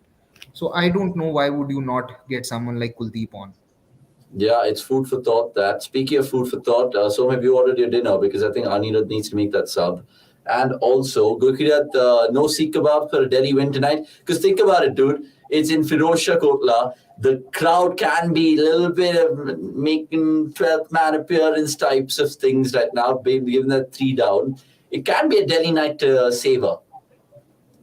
I don't know, but let's see how it I goes. think the one thing that we have learned with Gujarat is you can never rule them out. You can Also, never rule them out. it just allows for someone like a Vijay Shankar to play a bowler that he's comfortable against. He anyway prefers playing pace over spin, and even amongst the pacers, Mitchell Marsh is your worst option. This is Correct. just you've just taken a wicket. Why are you allowing the opposition to just get an easy over out? You're Correct. this chase is not about stretching the game till the 20th over. This chase is Yeah. about getting wickets. Is If you there, had one if you had 180 on the board, I would have still understood that okay, you want to get one over out from a bowler somewhere so that you have enough overs left in the end. But this is not a 180 chase. That is true. By the way, Josh Little was the guy who got substituted. We'll take that comment from, I think, one of the viewers who's. I might think this was a planned thing that Mitchell Marsh will bowl the 7th over, given that 7th over is the least expensive or Just to whatnot. basically slide one over which through. usually So, I don't so know. this I is mean, this is what we discussed yesterday. Teams cannot be so stubborn with plan A's. You have to understand that what is the pulse of the game. You have the opposition under pressure. Why are you giving them an easy over? yeah. On the other hand, Gujarat brought in Alzari Joseph in the 7th over, who is their best pacer. Correct. Yeah, So with that, we'll make a little substitution right now. We'll get Anirudh on to our set right now. Because look, at the end of the day, even though Gujarat are playing, it is Anirudh who will be talking about his fellow compatriots. I say that nicely because I should say fellow statesmen because Sai Sudarshan and Vijay Shankar are I playing. hope there is And here's another man who's, of course, from through Tamil a Nadu. glass with water. Yeah, you threw glass of water And that is across always the- his mistake. He asked me to throw it. And in a studio, out of all the places where there could be a threat of electrocution for us while we're doing this watch along, like imagine me just trying to commentate in the game and be like shocked. I would just be like ridiculed by that. But look, 61 for 3, 7 overs gone. Gurkha, do you need a breather as well? Not yet. My dinner is not ready yet, so I'm. What's for dinner? I don't know. I actually have to go and see. Might be palak paneer. I don't know. I just have that feeling. But yeah, I can stay on when I need to go. How do you just have a feeling that it's palak paneer? No, because see, because I saw the palak was being cut in the evening, so might be that. Oh, okay, like that. Anirudh's trying to wonder why I entered a haunted house, let alone this cricket.com studio. It's all looking spooky. We're looking dark AF. Someone who's looking bright AF is, of course, Crazy Nicks. Yeah. Not sure what's up with the lights. What's up with the lights? I mean, because of this whole glare. But yeah, so just position yourself so you don't cut off the little screen there. But yeah, you're in the frame as well. That's what you were. Correct. So Delhi has a 65% chance of winning this game. And now with Kuldeep coming on board, I don't agree with cricket. In disapproval. Nicks, where do you stand in it? Gujarat, they're not 35% surely from here. Yeah, but again, maybe the machine knows something we don't because that's what dictates the game. But delighted with the Khalil wicket though. In the preview that I did, I specifically mentioned that you could drop Hardik today. He'll not take wickets, he'll not score. He averages 6 at Kotla. He got out for 5. It's one of those rare days where you can take a punt on a big player and it's come off, but it doesn't happen always. But there were enough signs. I think Nokia set it up well. Very good on Warner to just get Nokia in to knock Saha and Gill out, because had this been Rahul, he would have given the ball to 100 other people and then brought out Nokia in the 9th over and then said that, okay, we tried. But good on Warner on that occasion. But we tried. We tried. Some balls went over the fielders. They could have easily been caught, and then we would have won. I mean, it's quite ridiculous. I mean, I was just thinking about it right now in terms of both lenses. The Gujarat lens first, Anirudh. They've sent Vijay Shankar out. This is just basically the thought of extending their batting order much more. 163 is not a threatening target. They still have Miller, Rashid, and Tewatia on the hut. So, obvious no-brainer decision. I think so. I mean, the only other option they had was probably Abhinav Manohar in. But again, if they feel that what's required right now is just taking singles, rotating strike, and just taking the game as deep as possible before leaving it to the big guys down the order, then I think the most sensible option is Vijay Shankar. Yeah. So I mean, let's see if he capitalizes on it. I think anything like it's a 26 of 30 balls, some knock like that will do for Gujarat from Vijay Shankar. Correct. And he can afford to take his time right now, and they're going to be nudging and nurdling. And let's not forget that Nokia has already bowled 2, and he is the single biggest threat for Gujarat. So. And all 3 wickets coming with pace, all 3 wickets coming with that same back of the lens sort of thing. Sami Santosh, if you're joining us right now, Hardik got out, and then of course Vijay Shankar for Josh Little is an impact sub. Coming to Gurkirat and Nicks right now from a Delhi lens, Som just said it a while ago that he would hold Kuldeep Yadav back and not necessarily bowl him right now. Would you agree with that thought? Because there's Miller, Tewatia, and Rashid in the hut? No, I'll give him another over and try and get Vijay Shankar out, because he's got Vijay Shankar out before, and the last ball that he bowled was actually a good one. So try and get one of these out. Okay, and Akshar doesn't come into the attack. Nick still, Sai Sudarshan's there because of the matchup. So how do you see that? Gone! Has Kuldeep got a little bit of a feather? The umpire doesn't agree. The batter doesn't agree, but look, they're confident, this Delhi group. Which batter agrees? Yeah, that's true. Probably Gilchrist. I mean, they're all kind of confident. It was a great take from the debutant, Abhishek Poral, to be fair, who was hit in the head as well. So he's confident that there's something off that SS back. Yeah, that is true. I mean, but I feel for Sai Sudarshan here because he's played some sumptuous shots today, Anirudh. I don't know if you saw the Sai scoop. Of course. Oh, is there bat? I think that's out here. It's difficult to... I'll tell you why I think it's out, because the scene changes. And that's the indication. That gives you the clue earlier. And Gurkirat agrees. Gurkirat's Palak Paneer is going to taste much better now, I guess. I'm impressed by Avnish there. I've learned it from the best, bro. Every time. Here's the moment of truth. Moment of truth, is it? Or is it? Oh, there's a little There's nothing. There is no hit. Unbelievable. I have egg on my face. And for once, the batter is right. The batter's disagreement has proven to be correct. I mean, is that just I don't know. I don't know. I mean, Peer pressure appeal. Like, out. But yeah, they went for a review. I think they were quite. So since we are not listening to the commentary or audio, we are not sure if there was a noise or not. Correct. So, but I mean, this is a very... And good call to the umpire. Sometimes we lambast these umpires for giving diabolical decisions, but good call by the on-field umpire. Forgetting his name right now. Good cricket all around. Good cricket all around. Good take, good ball. Good take, good ball. Good reaction from Sai Sudarshan. Good reaction. Good umpiring. I want a good prediction from you, my friend. Who are you backing in this and why? That's one. That's a nice shot. Well, how I would love for go? the TN boys to take Gujarat home from Agreed. here. At least Sai Sudarshan, because obviously he needs a big knock. He's there's played also these kind of knocks, but he's never really, had a knock where he's taken the side home. True. All the way. So that would do a whole lot of good to Gujarat and Sai Sudarshan's own confidence. And plus, Sai Sudarshan came in for Vijay Shankar. They're probably going to use Vijay Shankar as an impact sub like they did today. So Sai Sudarshan will play him because Indian cause invariably win you the title. So Sai Sudarshan, kudos to him. 66 for 3, and 8 overs let's gone. not forget that had Williamson been fit, there's a high chance that Sai Sudarshan might not have started games.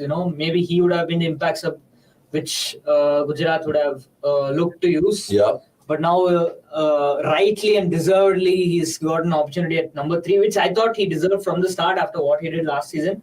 And obviously what he's managed to do at the domestic level in the last 8 months or so.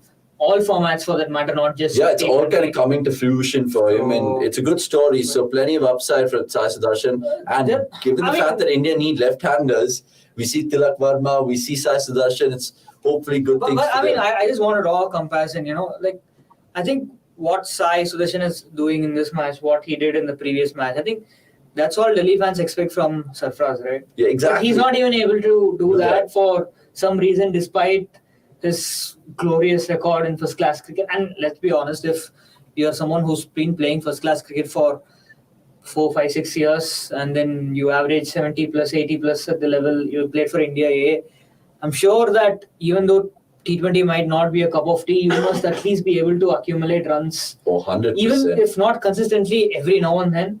And the fact that Sarfraz has, he's not gotten a lot of opportunities, but still, the fact that he got a golden opportunity today, faced 30, 35 balls, and still, his batting left a lot to be desired, and that's not great for him personally and not for Delhi, certainly, because remember when Pant got injured, we were all like, oh yeah, Sarfraz is going to play every single match, he'll take the gloves and all.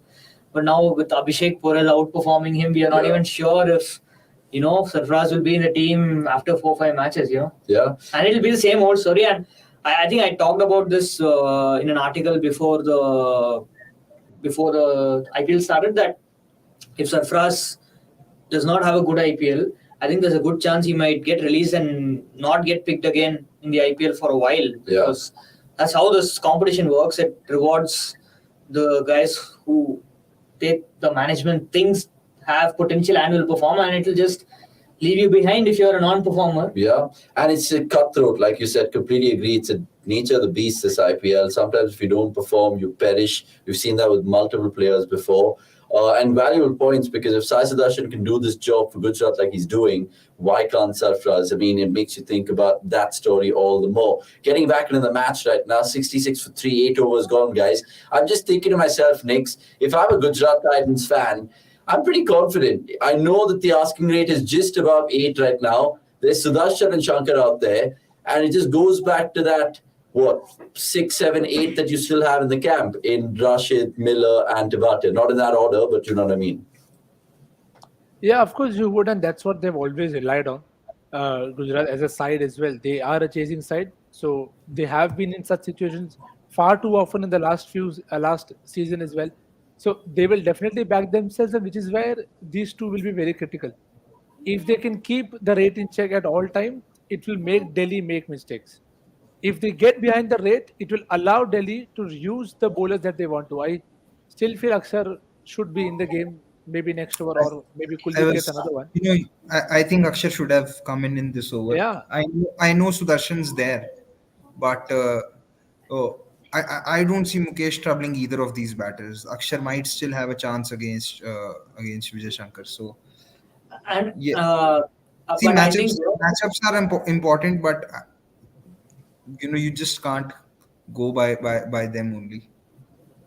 I think from a Gujarat perspective, the think tank, the management, the coach, captain, they would be happy if these two just take it deep. I mean, I don't think they really want them to be scoring at 8.59 runs over. If what is it, 96 of 71? I think if they can get it to 55 of 5 overs or 60 of 6 overs and leave it to Miller and Rashid and Tewatia, I think these two would have done a job. And obviously, I'm talking it from a very conservative perspective. Yeah. Ideally, you would want them to. Yeah, ideally, you want them to, get out with 32 needed of 4 overs or something like that, so that it can be just a stroll from there. But yeah, I mean that's a They'll flashy. take 100 for 3 after 13 overs. Gujarat will take that. 100 for 3 after 13 overs is what? 31 more of 27. 31 more runs of 27 balls. Yeah. Because They'll take that, yeah. after that you have to score 62 runs in 7 overs, and Kotla's a small ground. I mean, 62 Kotla's runs. small ground, and Miller's going to be a madman. Rashid's a madman. Let's not forget Alzari Joseph can hit. Alzari Joseph can also hit. Yeah. Shami can also hit. So 100 for 3. I won't trust Shami in white ball cricket. It's better to not count him as a threat. But Alzari has shown previously at. Correct. And I hope from a Gujarat perspective they don't have to use Joseph and Shami and all these guys. Should pure keepers who are less skilled with the bat be sent open like Saha and T20s or bat low like Portal did tonight? Did Portal really bat low though? I mean, he came in at 6 when it was like 11th or 12th over. No, but I see some sort of merit in that point because you, for example, take Prab Simran's example at Punjab. But he's a proper intent merchant in True. Smash. So Saha, him, maybe the others who I'm trying to think of right now. Is it better for the youngsters to get the power play advantage? Oh, that's a great shot. That's a great shot. I mean, he showed us his repertoire. It depends on the kind of batting lineup you have. What is your strength and etc. I mean, if you take a batting lineup like RCB where you have Kohli and Faf as 2 of your top 3 players. Yeah. They tried putting Anuj Rawat opening, but what ended up happening was he was just wasting the deliveries. He was not, and it makes it's very bad for the side because then you have the power play is wasted. Then you have someone like Kohli or Faf coming in at number 3, who need power play to get going, right? Yeah. So yeah, I mean it depends on the team structure. If you have extremely competent lower order batters like Gujarat have, then obviously you can afford to have a top 3 of Gill, Saha and Sai Sudarshan wherein you know that anything you get from 2 of the 3 is a bonus, and you have the lower order which can take you home and assure you runs. But if it's a team like Delhi also, it's okay because again they don't have finishers, so you are just hoping that throwing everything and hoping that something sticks. Yeah. But they've been relying on that top 4 for quite a while right now. But talk about relying on front-loading bowlers, guys. Gujarat right now are walking away with the game. Who needs to come into the attack? Nokia, surely. Next, Gujarat. He is Delhi. He is Delhi. I mean, ultimately, it's DC 62% to still win this game. Is Cricketlytics drunk? Honestly, is Cricketlytics drunk? I don't know, but maybe they are possibly seeing a 3-wicket all for Kuldeep Yadav, and then Nokia comes back to take 2. So that's how it goes. But again, that's on paper. This over you need maybe a couple of boundaries or a wicket, and then you take it from there and bowl out. Lovely hit from Vijay Shankar. Lovely hit. Yeah. Vijay Shankar is doing his job. Vijay Mama 13 of 10. And I very well Cricketlytics predicted him as captaincy choices before this game. I mean, quite ridiculous. Even though Kuldeep has troubled Vijay Shankar, and the last ball showed that, not this one, I do think Akshar should have come into bowl. You at least have to see what he can do on this pitch, especially when Vijay Shankar's on strike. Yeah. And that's where it frustrates you, right? And even if Sai Sudarshan is a left-hander who's batting, right? That's very well played, actually. That's very well. That kept low and turned sharply both. Yeah. Yeah, I mean, even if you have a left-hander in the middle, right, which is Sai Sudarshan, so what if you get hit for a 6 and then you again tempt him to hit another 6 and you get caught in the deep? That's a win-win for Delhi, right? They need wickets. So even if you're willing to sacrifice 18 runs for a wicket, I don't think it's. I mean, 18 runs is a lot, but It's too much of a gamble. But 12 runs plus one wicket is not a bad thing for Delhi at this point. Yeah. So why not just give the ball to Akshar, ask him to just tempt the left-hander into a big hit and maybe get him caught at deep mid-wicket or wherever. I mean, it makes sense. I mean, it is what happened, I think, with who did Abhishek Purel to Abhishek Purel. Yeah, I mean, I'm missing. Jadeja took the wicket of someone in the first match like that, if I'm not wrong.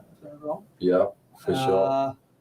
Not sure. Sorry, one second. I'm watching this on the Hindi telly, and of course, in the dugout of the broadcasters, they have the Pathan brothers in Yusuf and Irfan, and they're showing some great IPL moments between the two.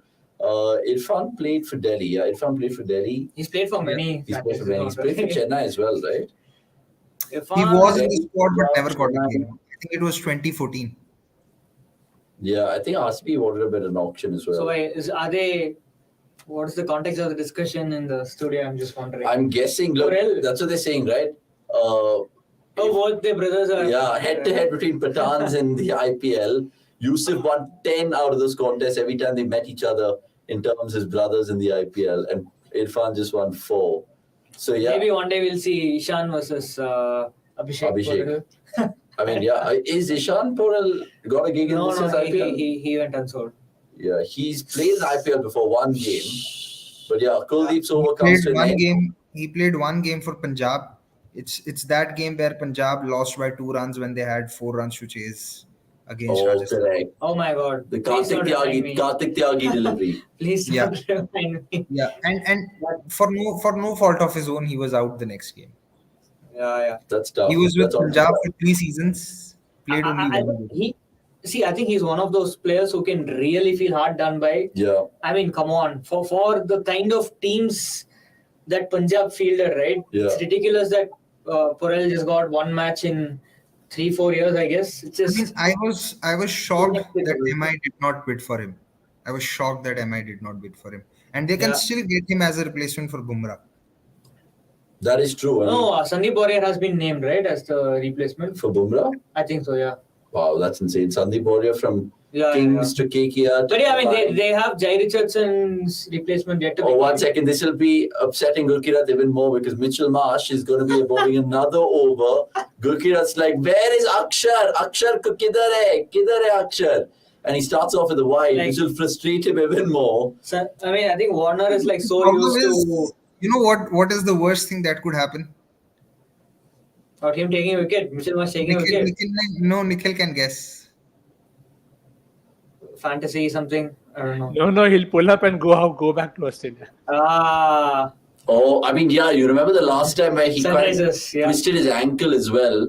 It was quite shocking. So Mitch Marsh to Vijay Shankar, and dude, like they're just walking this home. I'm just thinking about it from a Delhi Capitals fan perspective. It's so hard to watch this team. Yeah, I mean, it's so hard to watch this team. This is what I was also telling Somesh in the previous match when he was arguing that Delhi have a very good bowling attack. No chance. But I'm like, actually, because the ceiling is pretty low. I mean, on most days, you will not trust Mukesh. They all have to be on their peak. And Khalil to bowl you to victory, even on a conducive surface, right? And who's Mr. Consistent there in their bowlers?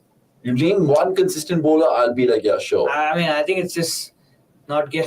That is the only one who can rely on. Nokia's also like blows hot, blows cold. I mean, not really, right? Nick's in the sense, if you had to put one... Does he though? I mean, the only time he's underperformed for South Africa and Delhi in both T20s is when he came back after that long injury layoff, and he was not match fit, and still Delhi tried to play him. Yeah, I agree. I mean, he definitely is obviously undroppable in the side, but still they just need support from the other end because even today they're like devoid of options. They don't know who to throw the ball to. But their team construction is like the way they've gone about constructing their team, they can really never play two foreign overseas fast bowlers. And who else do they have? They have Ngidi as They well. have Ngidi and Fizz, I guess. Oh, yeah. But Fizz's T20 career has been on a Because Warner plays, Nokia plays. If you have to take out anyone else, then you have to take out Russo, Powell, and Marsh. It's not ideal considering two of your batters are Abhishek Porel and Sarfraz. Yeah. So if you take out an overseas batter, then you'll have to bring in Manish Pandey, I guess. See, then you are looking at... This is proper 101 case study of how to not build a side. You have domestic options that you can't rely on. You can either pick overseas batters who bat in top 4, or you can pick bowlers who can bowl in specific periods. How are you going to put out a balance? I mean, I was wondering that there's a good argument to be made, a good case to be made that Delhi probably... Oh, 1 second. Has he just thrown his wicket away? No, he hasn't. That's a brilliant shot. 20 or 14. Vijay Shankar is playing an absolute gem. Yeah, absolute gem for sure. And so Delhi and Kolkata probably have the two weakest Indian cores among the top. I mean, all the sides. I think Delhi and Kolkata have the weakest innings this season, especially with Pant injured. Correct.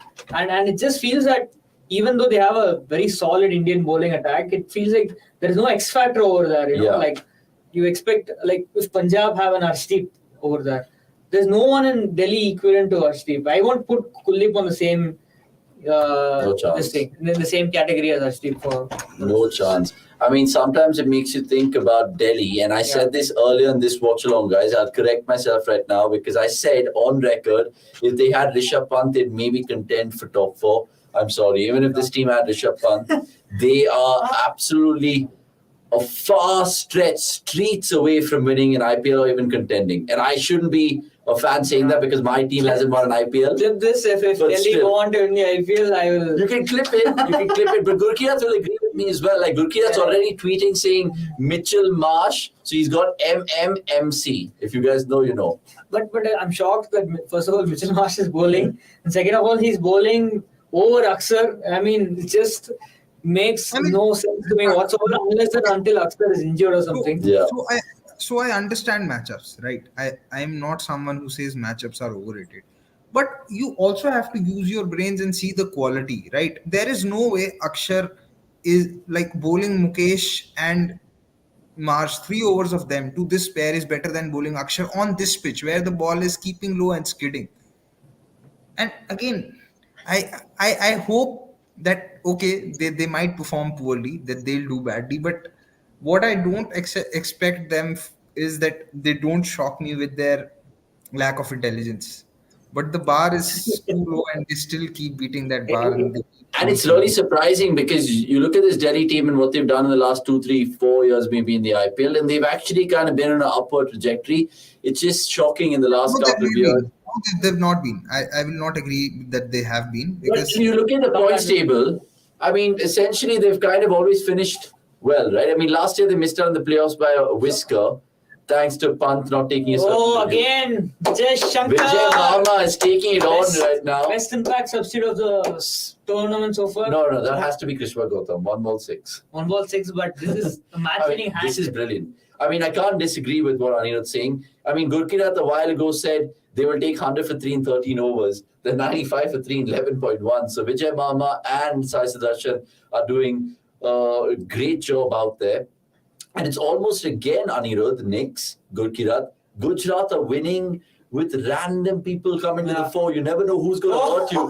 He's gone inside out this time and he's got 4 more. Will it trickle to the fence? No one will pull it back. But I mean, that's what I was saying during the first innings as well, that Gill is not it's not like Gill is Gujarat or Gujarat will falter if Gill falls cheaply like he did today, because this is a team, that just keeps finding heroes out of nowhere. Yeah. And even if they are 20 for 4, 20 for 5, you cannot write them off, You can't write them off. I mean, at times you keep thinking it's Gill, Hardik and all these big names. And come on, guys, if somebody told you during the mid-innings break that Vijay Shankar will be the highest run getter in the chase, what would your reaction? Dude, you know what I'm thinking right now? We all laughed at Crit Lyrics when we were doing the fantasy preview of this match, saying Vijay Shankar is captaincy. I mean, are we looking like fools or what? But right now, Vijay Shankar is had his say in the game. Yeah. He has indeed. I mean, this partnership is already what, Anil? 50 plus? No, not yet. Could be close. Could be close. Could be The close, boys will but confirm. yeah, I mean, 27 of 18 coming in as an impact sub. I mean, that's just too good. I mean, Too good. I don't know whether Crickletics is secretly a Delhi Capitals fan because it still suggests Crickletics has the IPL 44%. script, perhaps. 44%, you're joking in terms of winning predictions right now. I would still suggest 30-70 in terms of Okay, but Gujarat's how favour. did Crickletics suggest Vijay Shankar to be the captain? Does it have the IPL script? Maybe it does. Maybe it does. Okay, this is an interesting little thing that they're showing us. Reaction time for Shubman Gill's dismissal. He had 0.46 of a second to react to that Andrik Nokia ball. Quite strange. By the way, 98 for 3, 11.3. All you guys watching for the first time, please, bottom right-hand corner, the red box, subscribe right now. Like this video. I'll take a little breather for a small dinner break and come back. But Somesh, Anirudh, Nix, and Gurkirat will be there. Gurkirat, I'm guessing your Palak Paneer has still not come through, or is it come through, but you're just in no mood to eat after Akshar not being bowling, after Delhi just making wrong decision after wrong decision. I mean, it's just shambles. Absolute shambles. On that note, it's a goodbye from me. I'll see you guys soon. The silence is before Gurkirat takes off and has a monologue by the end of this one. So let's wait. Proper. Apt. Yes. क्या बोले क्या? I want to be. I want to be that Sardar in that meme where, you know, after being so frustrated he just says, "हम बोले तो बोले क्या, हम करे तो करे क्या." It's just that. Where is Akshar Patel? 100 up for GT. I mean, suddenly people have just forgotten that Akshar Patel can bowl or bat. Yeah, I mean, I don't know. Is he injured or is he carrying a knock? That's the only explanation, logical explanation. I mean, I don't know. And अब कब लाओगे? मतलब Miller के सामने तो और difficult है. And then there's Tewat here. So if not now, then Papa when? wanting an answer. And it's too easy. It's a lovely pull from Sai Darshan. Oh yeah, that's the only way they're getting a wicket. But even that's not a wicket. So yeah, I mean, it's not looking good for Delhi. Vijay Shankar At all. actually adding impact. Yeah. Impact subs have rarely done so, but he's doing it. But that's this is basically Gujarat's USP, right? They just get the maximum out of every single player in the squad somehow. It doesn't matter if it's Vijay Shankar or David Miller, they will find a way to, or they have found a way to basically bring the best out of every single individual. Has there been any individual that's not really fired? I can't think since the last season. Since the last season, yeah. I mean, we have to see if they can pull off the impossible by having Odean Smith make a positive impact, which I think If he is plays. the only thing remaining. Yeah.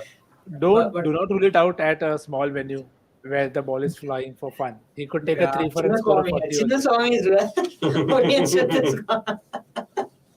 So Nokia will ball now. Is it his last over or does he have 2 more? He has 2 more. This is his 3rd over. Oh, lovely. That's a lovely flick. You know, actually, it's so good to see that Sai hasn't been hurried on this deck by almost anything. Exactly. So far. He's actually looked the most comfortable Indian batter today, you know, against high pace. After Akshar? But Akshar, I mean, yeah, I can say, but Akshar did not face too many overs of Alzari Joseph. So, yeah. And, whatever he can play, whatever he can play, wherever he can play. Yeah, for now. even, you know, Notgia's a level above Alzari. Just as we speak, I think it's falling safe. Good effort from Abhishek Porel. Almost got that. Almost got Sai out with the. But Delhi actually need a 2-wicket over. 2-wicket over, and the second wicket needs to be Miller. They don't need a 2-wicket over. They need 4-wicket. They need some divine intervention. And that divine intervention has to teach them about basics of strategy and tactics of T20 cricket. And I'm being very polite here before someone says that I'm being It harsh. feels like Abhishek Porel is just living the dream, like just roped in out of nowhere. Now he is sent into bat at number 4. He hits a beautiful 6, 20 of 11 balls or whatever. He takes a brilliant catch, takes another brilliant take, which was unfortunately no edge, but still a very good take. Nevertheless, now he's flying, throwing himself everywhere. So he's just, living the dream right now. And I'm sure he does not want the day to end. Abhishek But Pural. like we had in most of the watch-alongs, another day where batting first was so hard that the team has had no answers. We're very keen to see when that also changes. Teams have won batting first, but it's only been on better batting decks, which is Yeah. surprising. Actually, better batting decks where you would expect the other side to also do well, but it's just weird. Yeah, at least this match is not a gone case yet, unlike that Sunrisers Rajasthan match, which was just painful to watch. It was done by the power play. We had to sit through 14 hours of. Yeah, thankfully, there was no watch along for that, I guess. That. Yeah, but most of the games so far have been one-sided. Even the game. Mumbai RCB as well. Yeah. What was the game yesterday? Oh, yesterday was a decent game. Chennai Lucknow, yeah. Yeah, Chennai Lucknow was. What was Both sides tried their best to make it a decent game, so let's give it to them. edge. And they steal a single. Both sides used enough strategies so that it eventually became a very decent game. Yeah. Yeah, I was baffled that Chennai did not start with Moeen Ali. Everyone was. What the hell was that? But yeah, it's luckily they got away. But Notgia almost goes through defense of Sai Sudarshan, but almost is not what Delhi need right now. They need a breakthrough. Delhi need 2 more assistant coaches so that they will stop bowling, Kuldeep Yadav to Vijay Shankar. Maybe they need 2 more assistant coaches who can actually come and play for them. But just how good is Notgia? Just how good is Notgia? I'm not sure how many of you watched the Australia-South Africa Test series, but the way he was bowling in Sydney when nobody else turned up, no South African bowler turned up. It was just amazing to see how Notgia was like here and every other South African bowler was here. It was just he was bowling like on a different surface, giving it his everything. What a bowler!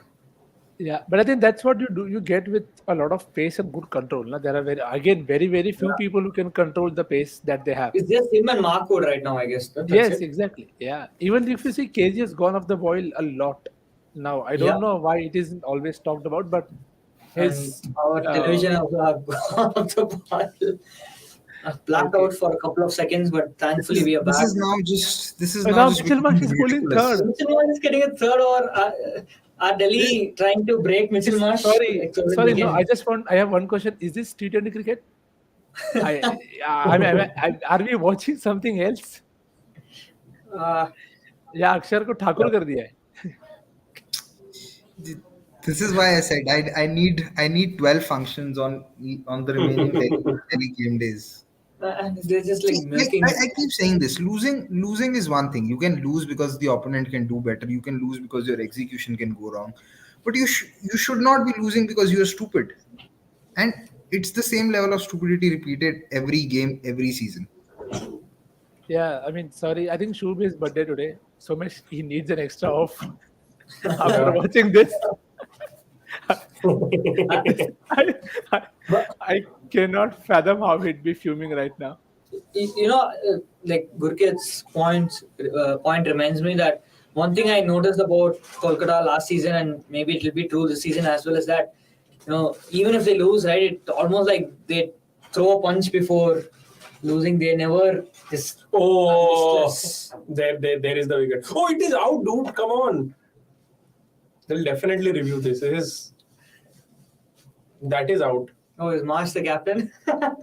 This is just straight delivery missed by. Delhi have no hope. Oh, the review. They have to The take it. They last have to review, go for right? it. It's plum in my opinion. Let's see. Unless he got a glove. But Yeah. कैसे यार? How did Vijay Shankar miss that? Wow. It's okay. I mean, I think he's. Now, will they send Rashid to keep the left-right thing intact? No, they'll send Miller. Cutter. And It's dead, dude. It's dead, dude. You can see leg stump. Yeah. Unless they find a way to show this missing. I don't think this can be missing anything about the middle stump. Oh. No, कुछ nothing. नहीं, no inside edge. Yeah, it's just. पर क्या master stroke गुरु के क्या बोल रहे हो यार मिस्टेक विकेट ले लिया यार मिच मैच क्या क्रिकेट आता है आपको कुछ भी Okay. And gone. This is This is the gift by Vijay But again, Shankar. same umpire who gave the hour. How is this not given out? Yeah. We need a very big ovation for the best impact subsidiary of IPL 2023 Yeah. so Yeah, far. he's done his job. We should have a board here, yeah, calling reviews, right? I've done 3 out of 3 now. I should be giving an umpiring test. Good job, Vijay Shankar. You've this is the best Gujarat could have hoped for from Vijay Shankar's bat. Just reduce the run rate and also take the game deep. It's like one stone, two birds. So who's next? Who's in next? And now, one more thing. How can a team not have an off spinner in their 11? How? Yeah, where is Lalit Yadav? How can you construct an 11 जहाँ पे कोई off spin bowling करा ही नहीं सकता? मतलब Major missings Lalit Yadav. I don't know. It's not just about Lalit Yadav. I mean, when you talk about Delhi and you ask the question, how can you construct an 11? It has to has 3 sub parts. Like वो question के अंदर board के paper में exam होता है ना, question answer हुआ फिर उसका सब पार्ट फिर सब पार्ट फिर सब पार्ट, वो सारी चीजें हैं. How can you construct a squad without a backup keeper? How can you have nine batters to play in the top 3? How do none of them play seam well? तो ये ऐसे बहुत सारे ऑप्शंस हैं अभी. Yes, I don't know what to say. They did not play Lalit Yadav because he was not doing well with the bat, and they didn't release him. So they tried to take a punt on Aman Khan, who again also is a bits and pieces player. So is Ripal Patel. So, but I think Ripal Patel is a much better batter. I think he bats in the top. He's a good spin hitter. He's a good hitter of spin bowling. But yeah, again, at number seven, you're not going to face spin. So कोई point नहीं है. But what is Aman Khan? Like they don't trust him to bowl, but he bats at number 8. I mean, what kind of a player is that? I'm just trying to think. They thought might as well, take Shardul and release the budget because they didn't have enough top 3 players. Oh yeah, I mean I forgot Shardul used to play for Delhi, but yeah, but actually that's a very valid point, right? I mean, having a player at number 8 who bats at 8 but doesn't bowl, I mean, ये कैसा player? Yeah, I mean, it's like, okay, I can understand if a team like Mumbai Indians, like the Women's Premier League Mumbai Indians, had a player like that, because everyone in their top 6 can bowl, bat and bowl and accumulate runs and do it. But Delhi is like, nobody can bat, nobody can bowl, and you're also bringing in a player who is, again, not a specialist batter or a specialist bowler. It's just very weird. And Delhi seem to have quite a few of them now. I don't know. Tomorrow's match will be rain affected. The pitch here is a belter though. Yeah, I think that was the wicket in which South Africa and India played, and India scored 230 something and South Africa lost by just 16 runs, and just 6 wickets were taken in that particular match. Delhi's like that team, Delhi's like that guy who goes to the gym, does the legs, does the chest and the forearms and everything, but never does the core exercises. You don't want to do the core exercise on any given. So that is what you get. You get a top heavy, and then you have 3-4 good bowlers, but 5, 6, 7 is always, or maybe sometimes even 8 is always absent. It's like top 3 and inshallah, and top 3 bowlers and inshallah. Ooh, that was a very good delivery, almost snuck through. But Jai Kishan, I think, is making a valid point, which Yeah, should they give a Yeah, chance to still, judge why Dhruv, not? Sarfaraz or Manish? Manish to abhi वैसे भी doesn't seem to be in the scheme of things. I think Sarfaraz will get at least one more match. At least. At least one more match. We'll get one more game. Maybe a couple. They can actually do it the other way around. Play Yashdul now and maybe bring in Sarfaraz later when spinners are in action a lot more. But again, where will Yashdul bat? The problem is that they are too rigid with the idea of playing Marsh at 3. Yeah. If they are okay with playing Yashdul or Manish Pandey at 3, it could solve a few problems for them. But they Yeah. are just too rigid with the idea of Marsh at 3. I said this last season as well, that with Marsh and Powell, they have to adopt the same strategy which they did with Stoinis and Hetmeyer.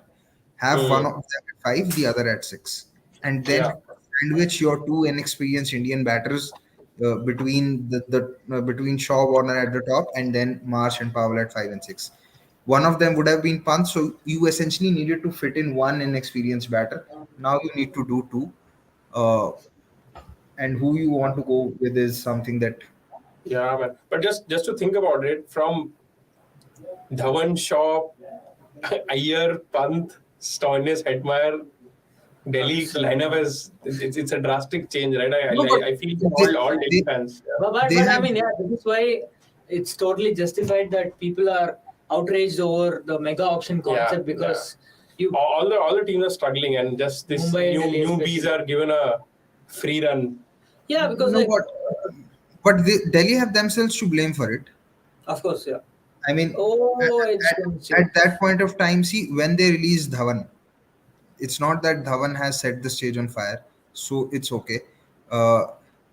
Shreyas is another anchor Indian batter and it's not something which is indispensable. It's not something that you can't get in the Indian market. There is scope for getting. But the tougher thing is what followed after. Ye to chalo fine. I understand. Here is where they sort of screwed up, right? I mean, I feel taking an overseas opener is always a sort of losing a spot because that is something that you can get in the domestic market. Unless you are a Josh Butler. Warner I can still understand. To be fair, they didn't pay a lot for Warner. They paid only 6 CR. It's about the overseas spot. It's not about the price that they paid. Mm-hmm. And an overseas opener works if you have an Indian bowling attack you can rely on. Which is proper Indian. If you think about it, I don't know if it's a good example. Gurgarat would be very unhappy me giving that example. They probably would have outbid RR for Devdutt Padikkal. At least they would have had an overseas option to play in the middle order, slot wise. Or even if they had Marsh, they could have opened with Marsh and maybe, it's just about that wasting an overseas spot gone or an opener is not just. It's been given. Oh, this looks dicey. Definitely 2 umpire calls here. Yeah, I think he's gone though. Is the ball it was not a googly, right? That doesn't seem so. Yeah. Then I think he's gone. Unless it's a googly. But now it's the true depth of Gujarat's batting lineup is set to be tested. Yeah. But they still have Rahul Tewati and Rashid Khan. They have to just hit from one end. This is pitching in line. That's gone, bro. It's pitching in line, but after that, he just completely missed it. I think it's. This must be umpire's call on hitting. Yeah. He just completely missed it. I mean, happens. Just landed in India yesterday. Just a heads up. If Aksar Patel doesn't bowl this will be only the second time in the IPL. The first was against Punjab in 2018. That against Punjab. Okay. By then he was with Delhi already, I guess. Yeah. No. In 2018 he wasn't for Delhi. He joined Delhi in 2019. Must have been for Punjab. Not against Punjab. Must be for. He joined Delhi in 2019. Was bought for 5 crores. So why would he go back to Punjab? Because he was in Punjab. He was in Punjab in 2016, 17, 18. Yeah. Now it's correct. Yeah. Against RCB. Yeah. So he was in Punjab in. Yeah. It makes sense. Yeah. Okay. Pitching in line, is it hitting? Surely hitting. Missing! Oh my god! Yep. So That is a that big looked surprise. dodgy. Yeah, that's 4 a big by 4 surprise. हो गया भाई एक How count did it चाहिए not turn in? I mean, this was a googly. See, Was it it wasn't googly? turning in. It wasn't turning in, and it would. I said umpire's call because it was not something that even if I was there, I would have given on the field. well, it's a lifeline for Because Gujarat. it hit him in front of the leg stump, and it still had distance to travel. Yeah, one of those BGT calls. Yeah, but this I game do is see. become I do interesting, see. right? Yeah, I think Sai will take a risk now. Just one boundary. Dream 11 had actually changed it, and I had gotten points for Kuldeep. Yeah, of course, because he was given out now, so that's why they do it. GT again looking to make match interesting, wanted to win it in the last over. Yeah, maybe let's see. आ गया नीचे आ गया Bowling, yeah, right, bowling. just give me a minute. Good I'm one. coming. Just give Sure. me a minute. Khana aa gaya hai. We all heard it. But yeah, good start to the over though. This bowl, It's almost like a top Spin. yeah. Seemed like a top spinner. So Chalo, Kuldeep risk. unleashing his bag of tricks. Bowl, yeah. Good ball. Wow, but where is his partner in crime? Yeah, I don't think we will see Aksar in action in this game because Today. there are 2 lefties now and then Tewatia to follow. So seemed unlikely. And anyway, Marsh deserves one more over. So just to be clear, the Delhi think that Marsh is a better bowler than Aman Hakim Khan, right? Yeah. Because he's I not think they bowled probably yet. feel that they probably see the hold that some of the bowlers got, and they feel that Marsh may be able to extract that hold better, and a miss hit of Aksar could still go the distance. So they But do if they not don't want to rate take Aman's this. bowling at all, because I think he's a seamer, Yeah. and on this wicket, they clearly feel that seam is the way to go. Yeah, because of that's course. the only reason they are bowling Marsh ahead of. Yeah. So now, if they don't even rate him on this wicket, then why not just play Lalit Yadav so that they can have at least an off-spin matchup? Yeah. Because right now, they could have just pulled an off-spinner out. I mean, right now, तो अब तो थोड़ा late हो गया. At least एक over पहले, they could have done it. Yeah, but it's like batting. Baffling. Maybe Aman may give better as opposed to Lalit. So take him for that and Yeah, not for but he's this. a number 8 after all, right? Number 8 should be chosen based on how well he can bowl, not how well he can bat. Yeah. But who did he replace? Shardul Thakur. So that's the end I of the think conversation. he's like Ben Cutting who doesn't bowl. Yeah. Ben Cutting bowls more in PSL than in BBL. Ben Cutting doesn't bowl anywhere else but in PSL. Smashed, but But only yeah, for a single. good over though. But, Just 5 for GT will still be very happy. They have taken the game deep. Says 46. In my opinion, they are ahead also, although But, Cricketcomtv does not agree with me. I think Notgia has 1 over left. And if he that's what I can was take coming to. 2 wickets in that over, suddenly this 46 of 5 overs becomes, 42 of 4 overs with 3 wickets in hand. They lost how many now? 4 or 5? 4, right? Yeah, but if they bring Nokia now, even the batter would be smart to just play him out. Yeah. Play him out. Hopefully. Exactly, that was. Hopefully. Because there is enough, like you have Mukesh Kumar, Marsh, and Kuldeep, all to bowl 1 each. I think Khalil. And Khalil. Just all like Khalil- all 5 bowlers. bowl one. all 5 have 1 over each. Yeah. And they've got Mukesh, so they'll look to go after him. So yeah, let's see 2 boundaries coming. But यार अक्सर के लिए बुरा लगता है यार. कोई team उसे बैटिंग नहीं देती, कोई टीम उसे बॉलिंग नहीं देती. क्या चल रहा है भाई? Impact सब use कर रहे हो. Somebody was saying that Ganguly had a beard transplant. Is that true or Beard transplant. I don't know if it's a joke or it's just. I don't know, man. With Ganguly, anything can be a joke, anything can be true. You never know. दादा कुछ भी कर सकते हैं. But okay. Mukesh Kumar. Beard. I think this is the over. They're gonna try and attack. Sudarshan Let's see what Sudarshan does. And unfortunately, another one smashed. They've been going fielder. to the field lately. Last 2-3 overs में over pitch रख रहे हैं, but they have fielders there. So.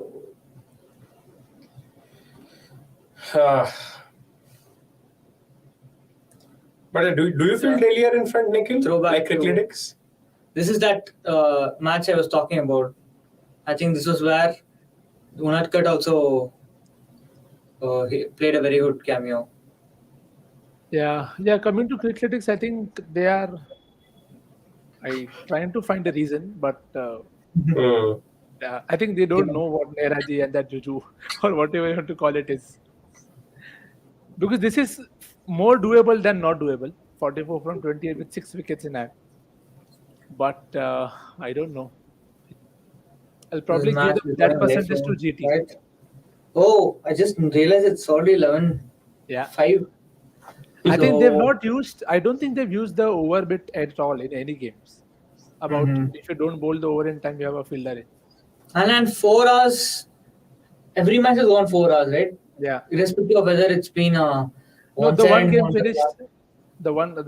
Of course, RCB were charitable enough to finish the game in 11 overs, like by 11.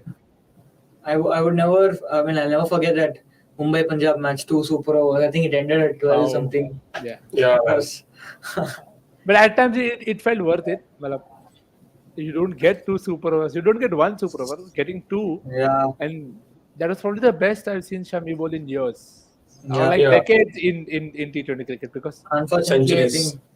I mean, that's Shami the death bowler, right? Basically, he can every now and then he'll just bowl those Yorkers and he'll make you feel that he's a very good death bowler. But yeah, again, then he'll just come and bowl like the See, first ball. the he problem bowled with away. Shami, the death bowler, is Yorker is his go-to weapon, and Yorker comes with the high risk, high reward strategy.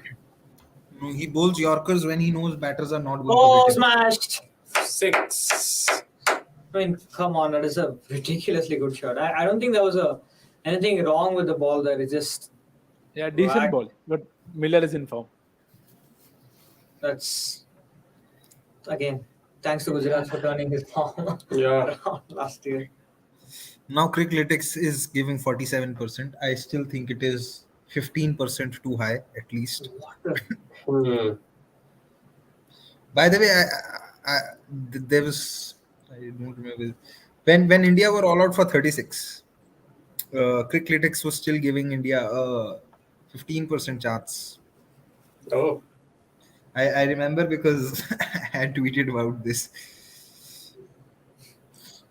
Yeah, I think that Gaba, was it Gaba? Yeah, Gaba. Cricklix was the only one who was giving India 1% chance. The rest, everyone had like 0% or something. It's working. Right That's what matters. before the chase started. Yeah, It's working, so that's the best way to go about it. yeah. This 6 has put Gujarat ahead instantly in the this thing projections. So yeah, I mean, you think they're, They need Miller for Heavy sure. favorites. Miller out नहीं हुआ तो फिर तो game खत्म है. but I mean, Yeah, but again, यार wherever- यहाँ से बहुत है ना यार. I mean, see, 37 and 26, you look at it as like 5 hits. that's why. Like worst case scenario, 5 hits. They have 3 players who can do that, and that I feel is a lot. Like if you at the 16th over, you still have 3 players who could all hit a couple of sixes or a 6 each. It just feels that they have too many. Yeah. But again, they could easily not do it. But yeah, on paper. I think this is where I mean they could have probably gambled and bowled out Notgia. You know, I know. I mean, at least keep them in the game, take a wicket or two, and tell to Mukesh and Khalil and these guys that it's a 6. That's game over basically. Yeah. See, but the thing with Nokia is it was very clear. It would have been very evident for both the batters to not take any risk. Yeah, They would have but taken I mean, 4 runs, 5 runs. One 6 has just dropped the percentage to by 12. Yeah. You never know, right? With I remember there was this match between Punjab and Sunrisers. It was 2020, and Puran was the last recognized batter left for Punjab, and Rashid Khan had 1 ball left, and all Puran had to do was just play him out, and then there was only Indian bowlers left, and he tried to hit a 6, and he got out. That is will be a just- 4. That is it, Miller guys. has That is it. The match practically has ended ended. the game in 1 over. The match has ended. Game-changing over, if so to speak. I was even. Yeah. But I think with- they'd slightly be disappointed though with Mukesh. I think he But- came in with a lot of good reps about doing well with But the that- new ball. But Yeah, but that is again red ball cricket. I mean, but if you think about it, between Chetan Zakaria, Khalil, and Mukesh, Delhi have spent like 13 crore, which is, I mean, I think that's very bad business. There's For Kamlesh 3 Nagar. years There is Yeah. Kamlesh Nagarpurti and Nishant Sharma as well in the squad. Yeah, so They I think- even when they have options, there is not quality. क्या फायदा क्या है? yeah. But I mean, See, you can't you- buy you- 3 okay. Indian. Just to use a Delhi analogy here, सदर बाजार और सरोजनी नगर जाने का फायदा तब है if you get a good cheap copy of something. But if you are only going to shop from Sadar Bazaar and Sarojini Nagar, then you are not going to get quality. It's as simple as that. Okay, now Notgia in over too late, unfortunately for Delhi. But yeah. Oh my God! Even their average is like it goes through the roof when they are chasing. So Gujarat clearly love chasing.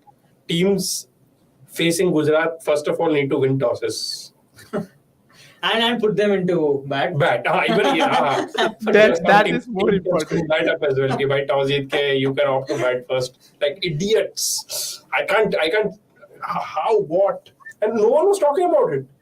No one really asked him कि भाई ऐसा क्यों किया तुमने? You know, like yeah, ठीक है ना. It's not a bad call. How is it not a bad call? It's a dumb call. I don't know. Is that boundary? It's it's not a boundary, but So they just need to play out away. that over now. Jai Kishan Sharma saying, sincere lack of imagination in captaincy. Looks like Warner is the pseudo captain. Ponting making rigid plans pre and mid innings. Hashtag Papa Ponting for a reason. This statement could have been true for 2019, 2020, 2021, 2022. It's an evergreen statement. Makes zero difference.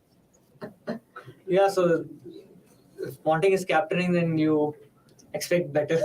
At least. Oh, Shot. lovely way to get to half century. Sudarshan. At least Sudarshan is ensuring that the game ends early. RR is a clown franchise. Won once and never in IPL trophy again. Suchand really hates Harsh. I mean, they are not as big So a Suchand clown hates as. RR. He doesn't like MI either. He's a CSK fan. Let's see what else we'll understand So- about him. So, guys, man of the match, player of the match. Who's player of the match today? I'm assuming this guy will be In contention. in contention for sure. Sai Sudarshan. Alzari, probably. Has to be That Ansari, over he yeah. all turned Hmm. match around, right? It's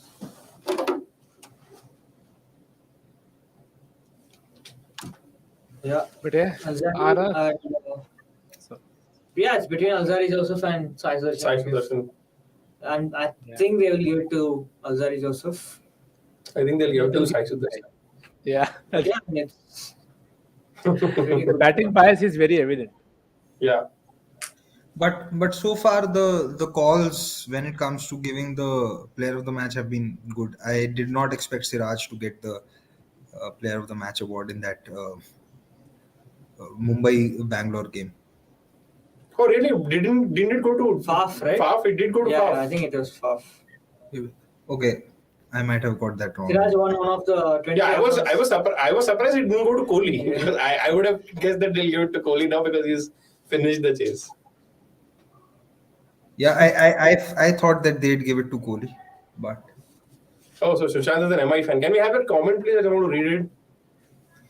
MI fan through and through, but hate the fact that MI has been very poor during the last 2 Yeah. seasons. Sushant, 5 trophies, hai, yaar. I mean, like Koi baat nahi. Nikhil, Let's give others a chance. like Nikhil said, I think Mumbai also have shown us how not to go about constructing a side. You know, Yeah, but I mean, yeah, truth be told, Zero Indian bowlers. Mumbai have been horrible in the past 2 seasons in terms of recruitment. I don't know what they were doing.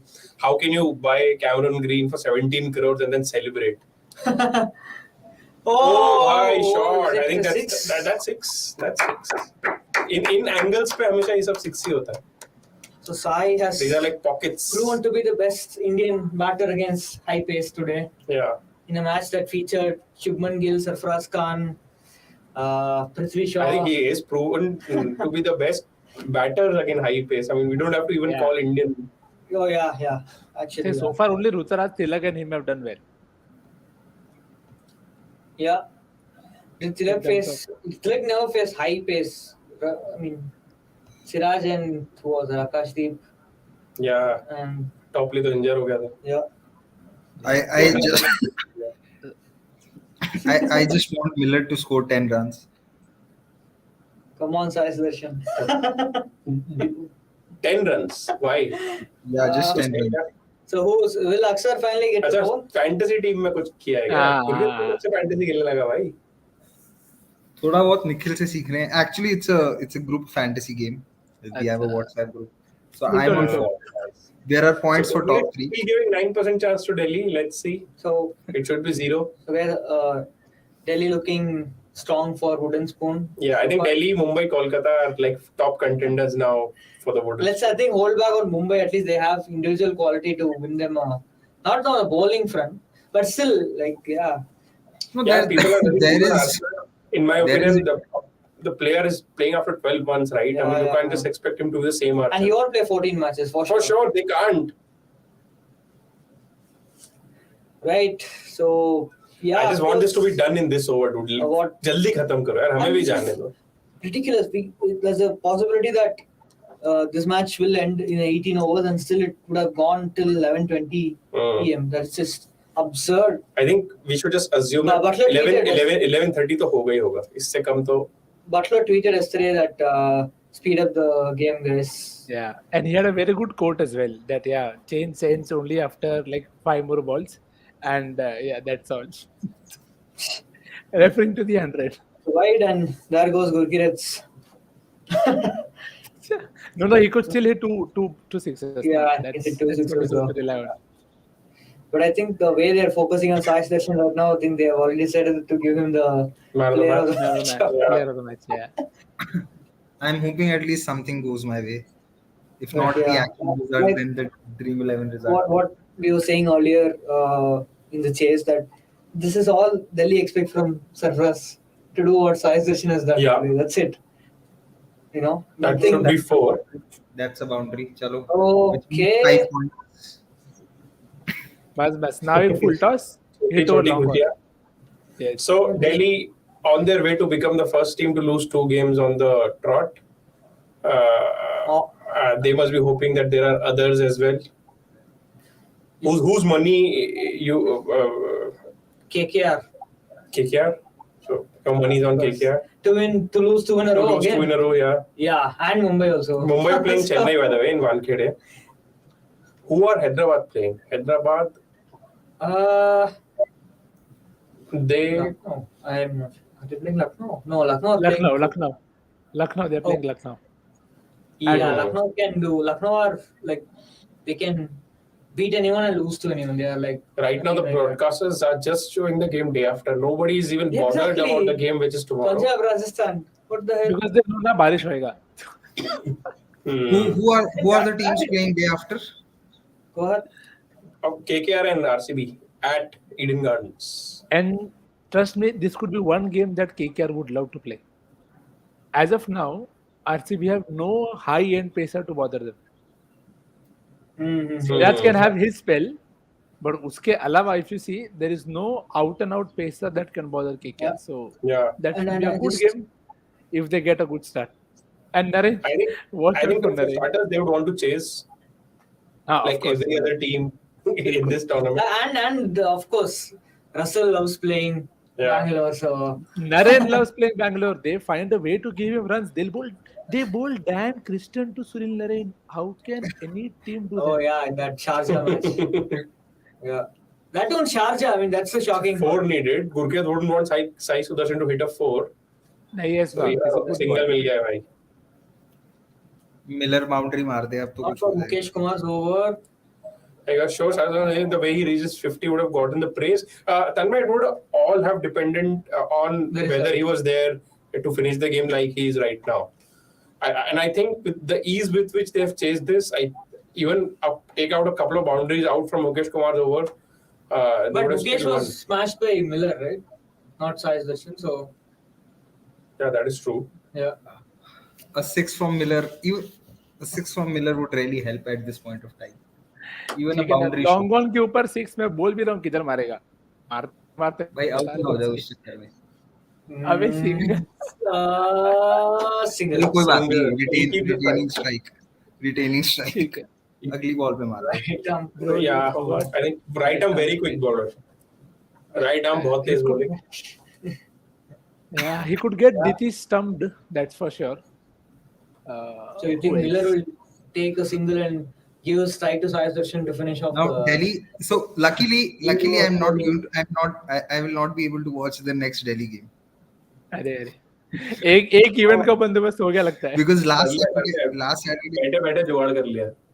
कब खेल नहीं रहे नहीं 8 को ना, तो वो तो मैंने I told you ना earlier that 8th also I'm not 8 available. का तो वैसे भी दिन में खेल रहे होंगे तो हम चिल करेंगे उस दिन। We'll do the evening game. अरे पर ठीक है, I'll be busy. I will not have to watch. Yeah. It helps my blood This pressure. treatment. So अब 2 runs needed भाई, मारो खत्म करो, तुम भी जाओ हम भी Vijay जाएं। Shankar all smiles. Mitchell Marsh. Boundary mark पे. Oh, wow. Boundary Mitchell mark Marsh पे. is bowling 4 overs. That is wow. Yeah, why risk him for? Yeah. Take 2. अरे Done. बाप रे। Thank you so much. And Delhi Gujarat, there have been 7 bowling impact serves of this. Only Krishnappa Gautam against GC had an record of 5.7. Rest all have gone for 9.5 plus. So teams have to do a better job with their impact subs. Yeah. But I think for that, they should have known about the impact sub ahead of the auction, so they could have planned in that manner. Okay, guys. Again, one of those boring games. We are still waiting for one riveting contest for us to cover in this watch along. Maybe Rajasthan and Punjab will deliver tomorrow. Yeah, let's see. Let's hope. Let's hope. Can you imagine can you imagine any other team that doesn't bowl a single ball of Akshar Patel on a pitch like this? Any other team? Let me think. Maybe Punjab. Lucknow maybe. नहीं. Yeah, Lucknow, of course. KL Rahul will have different ideas. And they have they spoil for choices, right? Yeah, but this is I don't know. This is outrageous. Yeah. I don't know. I don't have words. I'm pretty sure Gurkirat doesn't have words, and if Gurkirat doesn't have words, then I'm sure that no one has words. I don't have words in English. I have words in Hindi or Punjabi, but let's not go there. Punjabi में कुछ बोल दे भाई, क्या फर्क पड़ता है? बोल, अब तो सब बोल रहे हैं पंजाबी में. Point ये वो जो words है वो सबको समझ आते हैं पंजाबी में. On that note, we'll just call it a day, call it a night. Yep. Thank you so much, Nikhil and Gurkir, for joining us. And now Gujarat's record while chasing is improved massively. 90. And then one Where loss is was that? the match. They should have won. They should have Like won. Daniel If not for Sam's Dan bowled Sams, yeah. last over and So it could have been 100%. So I think the only trick to beat Gujarat now is to win toss and have them bat. that's it. That's the only solution. No other way. Yes. Thanks Thank you. for everyone watching. Thanks to everyone watching. And guys, please like this video, subscribe to our channel, please do. spread the word. We'll be here every night, almost all night games. There will be a few day games that we'll be doing, which will be marquee games. So yeah, you can catch us here. Yep. See you tomorrow. Thank you. Bye.